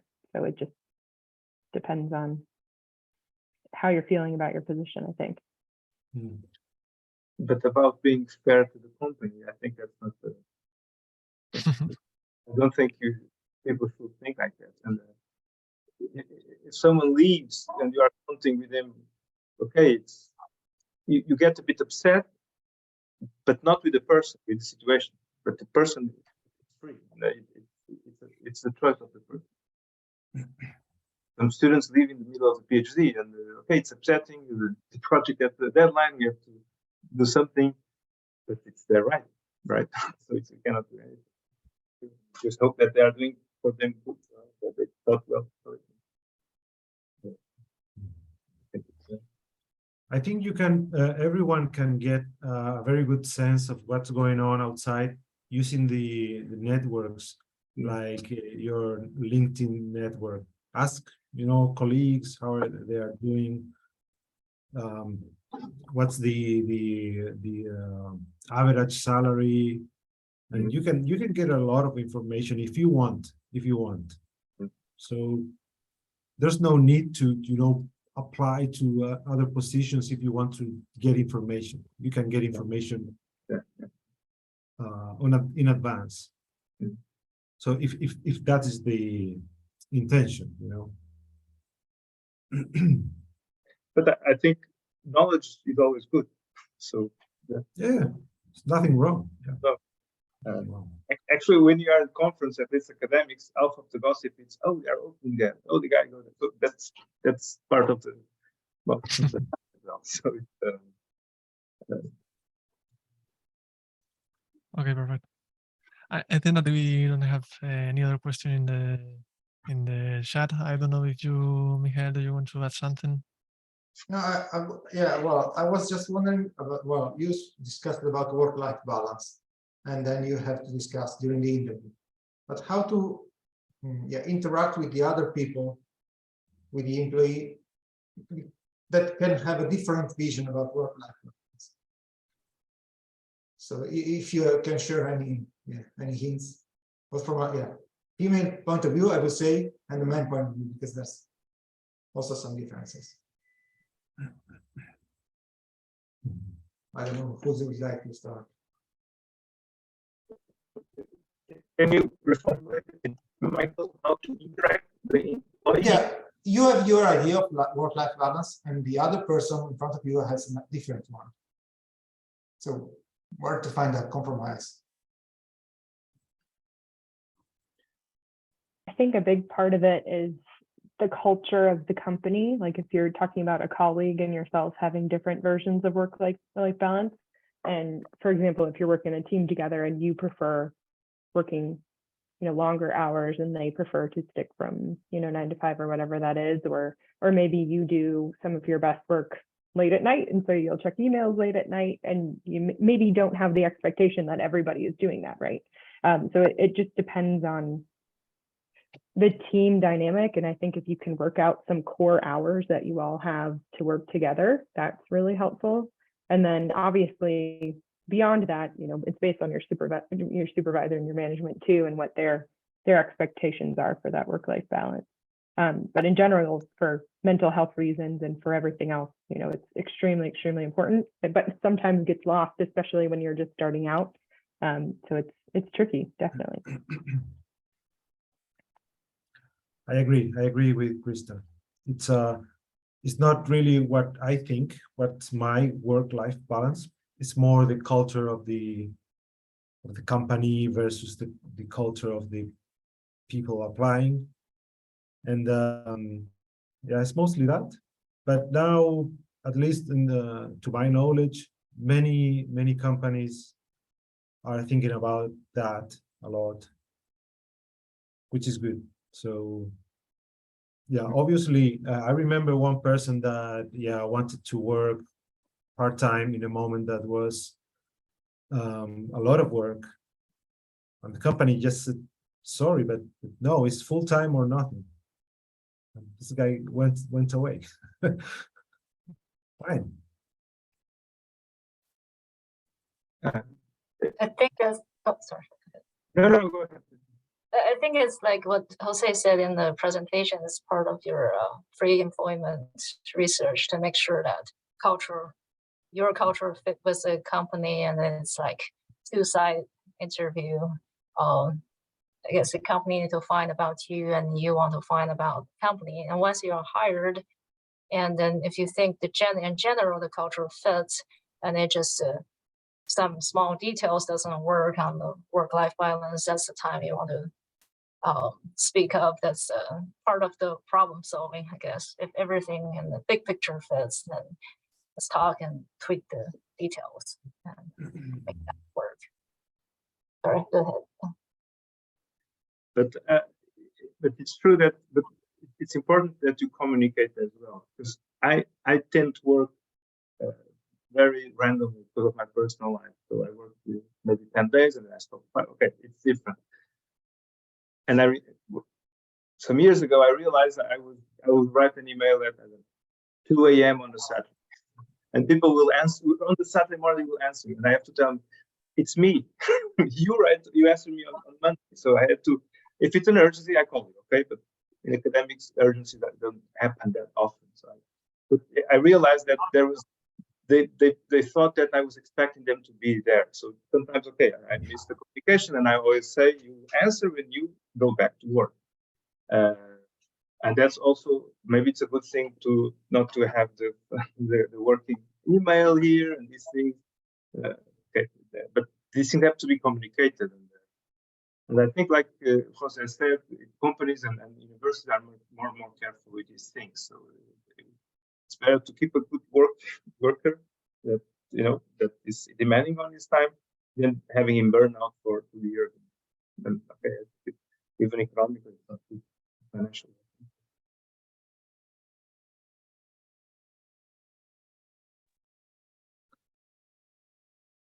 Okay, so if you, Michael, if you don't have any other question, or if we don't have any other comment from the audience, I think that we can finish here our webinar. So thank you to all of you, Jose, Mario, Gige, and Kristan. Thank you very much for your presentations, and hope to see you again soon, and also in this Congress. Thank you very much. Bye. Bye. Pleasure. Nice to meet you. Bye. Okay, and just let me just permit me remind you that we continue with the Congress tomorrow at 12, and I have here the program. Exactly. Today we continue with the second day, hydro environment and climate change, and we open the day with a keynote from Alma Shellard entitled Managing Again Urban Drainage System Challenges and Opportunities. So thank you to all of you, and let's continue tomorrow. Bye-bye.